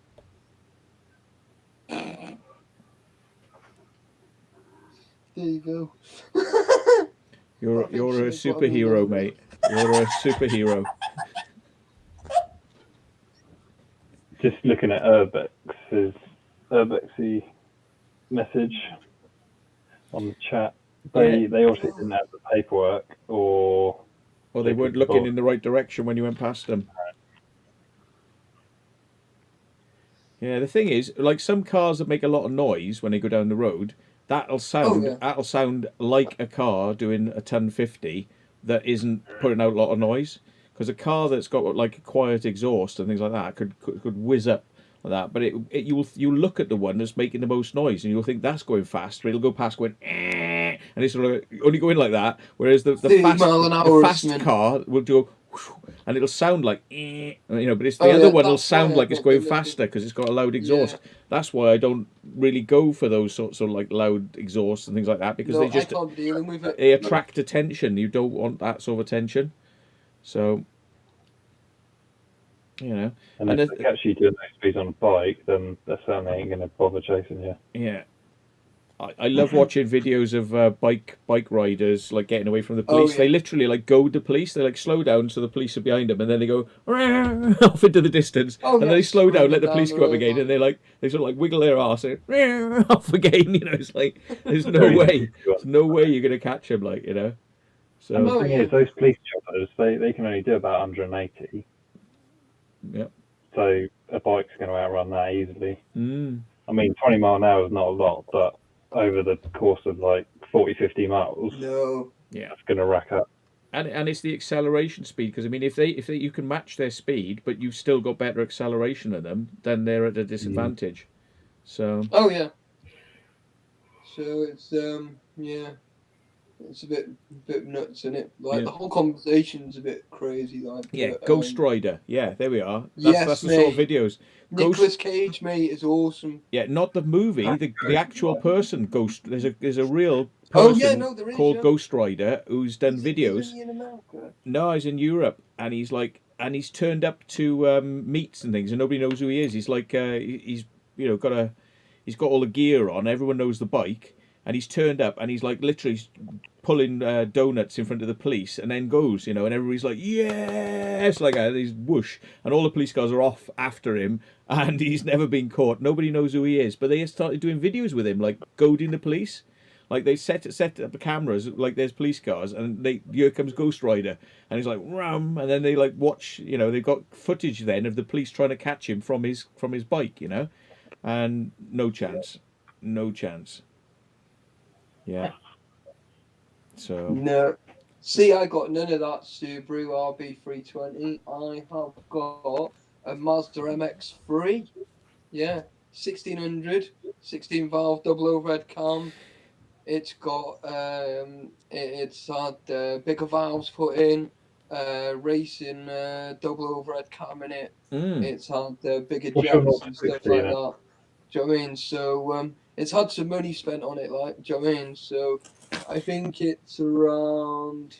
I think it's around the 200 horse. I think it's at, like, so it's nippy, like. for a small car, yeah. Pike Yeah, on a but tri- don't forget it's only 900 kilo, mate. yeah, Pike on a trike said that Oh, the yeah, real out the way. Ghost Rider died in an accident on an R1. But the thing is, how do you know it's the real Ghost Rider? Well, that's it. They're saying apparently he's from Sweden. Yeah. There we are. It's worth looking at though. Have a look at these videos on YouTube and other places. They're good Poking videos. the hole. Yeah. So have a look at them. They're good videos. It's nice to see that some people have got a healthy disregard for speed limits. Oh, yeah. Well, I was looking. Neighbour has an MX-6. Yeah, see, now I was looking at the conversion kit for the V6 version. So I was going to put, like, pretty much everything off the V6 over, but the cam wouldn't take it for some reason. So I think I've got an air leak in it at the minute because of my excessive speeds. I wasn't used to it. So I need to, like, go over it a little when I get 2 minutes. It's just been really bad rain and wind and everything else at the minute. Do you know what I mean? Living on the coast, do you know what I mean? It's just like a massive wind tunnel between the buildings. Like, so as soon as I get a nice day, I'll have a good look at it. But yeah, so that's. I still need to do a video actually on my my car actually, but I just can't be bothered. Hey, Derelict Plymouth and Earth is in the thing, and he makes a good point. He said, I'd fake my death if the police want to be that bad, which is a good point. Maybe Ghost Rider, they've put the story out saying he died, but I don't think he would, I don't think he would. It's quite an iconic name, that, as well, isn't it? Mm. It's like, you ever hear of, like, an outlaw dying, or, someone, do you know what I mean, that's well known. It's they'll make a big song and dance about it worldwide. Do you know what I mean? It's like, oh, such and such from whatever state has just died, 40 years old or whatever. Do you know what I mean? They'll make a massive thing of it. Yeah. Breaking news, like. I tell you what, if people want a sort of an anti-hero thing they want to watch, right? It's called The Barefoot Bandit, and I'll put it. There's a thing by it's like a documentary, sort of like little movie, but it's done like a documentary. But it's got like cut scenes in it, and it's been done like there's got action scenes where they've got an actor to like pretend like they were the character running. A Barefoot Bandit. He's this kid, and he must have been like about 15 years of age or something like that. And he just decided to go on a rampage basically, and they couldn't catch him for 2 years. And every time they got close, he was living in the forests, and they were like getting dogs out and hunting through the forest to find him. Couldn't get him.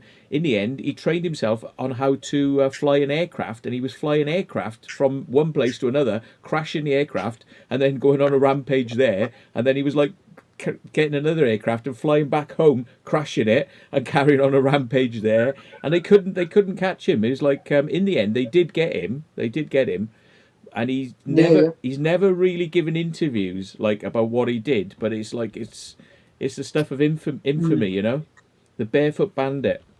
So yeah, man. And I think it's called Run Colt Run, and it's because that's his name is Colt. His name was Colt something. And so yeah, I think it's called Run Colt Run: The Legend of the Barefoot Bandit. I think that's what it's called. But I've watched it before, and I loved it the first time I saw it, and I watched it again yesterday, and it's just as good the second time I watched it. It's really good. It's like all the news clips, which are real news clips, and CCTV footage of him running through places and breaking into things and doing like crazy shit. And the thing is, you kind of like you root for him. You're like, oh yeah, he's managed to get away. Look what he's done now. You root for him, even though he's obviously doing a lot of wrong things, but you kind of root for him, Yeah. Well, I've just taken a picture now, because obviously I've got it on TV and stuff.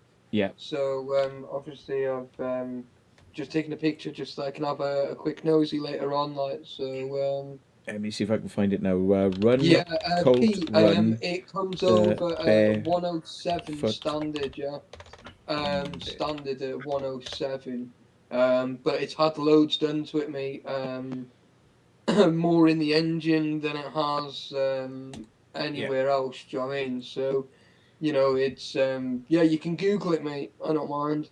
Do you know what I mean? Right. Here's a link for the video so people can go and watch it. Right. This is the video if you want to watch the thing. It's actually called Teenage Fugitive: The Legendary Barefoot Bandit. And then it's got brackets, true crime documentary, right? That's it. But when you watch it, I think it comes up, the titles is something like Run Colt Run is actually the real name of it. Okay. Yeah. I'm Fly Colt Fly. There we are. It's Fly Colt Fly, I think it is. Not Run Colt Run, but yeah, it's similar. But anyway, Teenage Fugitive: The Legendary Barefoot Bandit. That's it. It's 1 hour 18 minutes long, and it's brilliant. It's superb. Is it on YouTube? It's on YouTube. Yeah, I've put the link. Nice. I put the link in there. So if anybody's bored and wants to watch something, later on that you'll find fascinating, you'll find absolutely fascinating. By the looks of it. Yeah. McGann R26, but got kids now. Yeah. Yeah, Daniel Draper, those McGanns, mate, rapid, mate. I was watching Police Interceptors, mate, and they couldn't keep up with it, mate. It's rapid, mate. Proper rapid. Oh, do you know what? There's actually, I never realised that because I thought he was really he wouldn't speak to anybody after his arrest because he went to jail for a couple of years. But there's an interview with him 10 months ago. And it's Colton Harris Moore, a conversation between friends. It's one of his mates chatting to him for 2 hours, 2.5 hours. Wow. I'm gonna be watching that. So watch the documentary first. But now it's him speaking because he never spoke, and he actually has spoken apparently. No way. Yeah. So and it's got a photo of him grown up, and he looks a bit different now to his photos of him as a kid, because he looks like a right little kid, like when he's doing all this naughtiness, Wow, I got something to watch now. I got my evening is properly sorted. Wow. I'm gonna head off that. Okay, guys, look, it's about that time. Mate. We're keeping everybody going, yeah. So, I think it's probably time to start watching some YouTube videos, isn't it? It's time to get our heads down in bed and watch some YouTube vids. Yeah. Oh well, I'm gonna wait for the sister-in-law to fuck off to bed, and I'm gonna have a wank on the city. Yeah. What, are you going to have a wank over this YouTube video here? Yeah, mate, it's got to be fucking done, isn't it? It's Do going you to know what I mean? Sitting there going, Yeah. yeah, I like that. Yeah. Okay, so there we go. Yeah. No worries, Mum. We got some shit to watch tonight. Then that's it. I got to fix this. I got to finish fixing this bloody Mac as much as I can. I'm gonna have to give. Well, talking of fixing PCs, I get to pick up mine tomorrow with all my new sexy new gear in it, mate. There we go. There we go. Yeah, Mum. Excellent. So that'll be awesome. Let us know how you get on then. So thanks everyone for coming in. We will we may keep this one up. I'm not sure because there's been a lot of fluent language being used. So I don't know. Oh, we'll have to see. that'll be my bad, guys. Nah, sorry. that's all right. No, All I'm right. not even sorry. No, fuck it. No. All right then. Don't be sorry. Enjoy it. Enjoy it. Man. Have a laugh. Okay. So yeah, everyone's saying goodbye now. So thanks, Hidden History with Ray, Exploring Within, Urbex with Taffy, and Mr. Bengal. So thank you all. Yeah, Mum. And to Ryan from earlier. Yeah. Yeah, hopefully tomorrow I'll be using my new PC tomorrow. Hopefully when I go live, because I've been in my studio. Oh shit! Well, let go then, dickhead. You fucking wanker, you are. I'm going. I'll see you in a bit. On that note. Fucking just burnt me. Yeah. Bye. Really Bye. Yeah, see you later. Bye. Right, we'll see him. Okay, so see you soon, Mr. Ray. See you later. Yeah, we'll have to do some explores. Mr. Within. Yeah, catch you later, mate. All the best. And finally, on a inhale, goodbye to Mr. Bengal. Time to go home. Time to go home. Bye. So he's out there. Thanks everybody. It's been a blast. We do get into these old subjects that we keep going over, but they do bring out a bit of fun. So yeah. Okay, I'm gonna hit it now because it is getting late, and I got to let the dog out, and then I got to get rid of this monster-sized thing that's sitting on my bed, stopping me from going to bed, and then we're gonna go to bed. So there we are. All the best, folks. We'll catch you soon. Nanu nanu.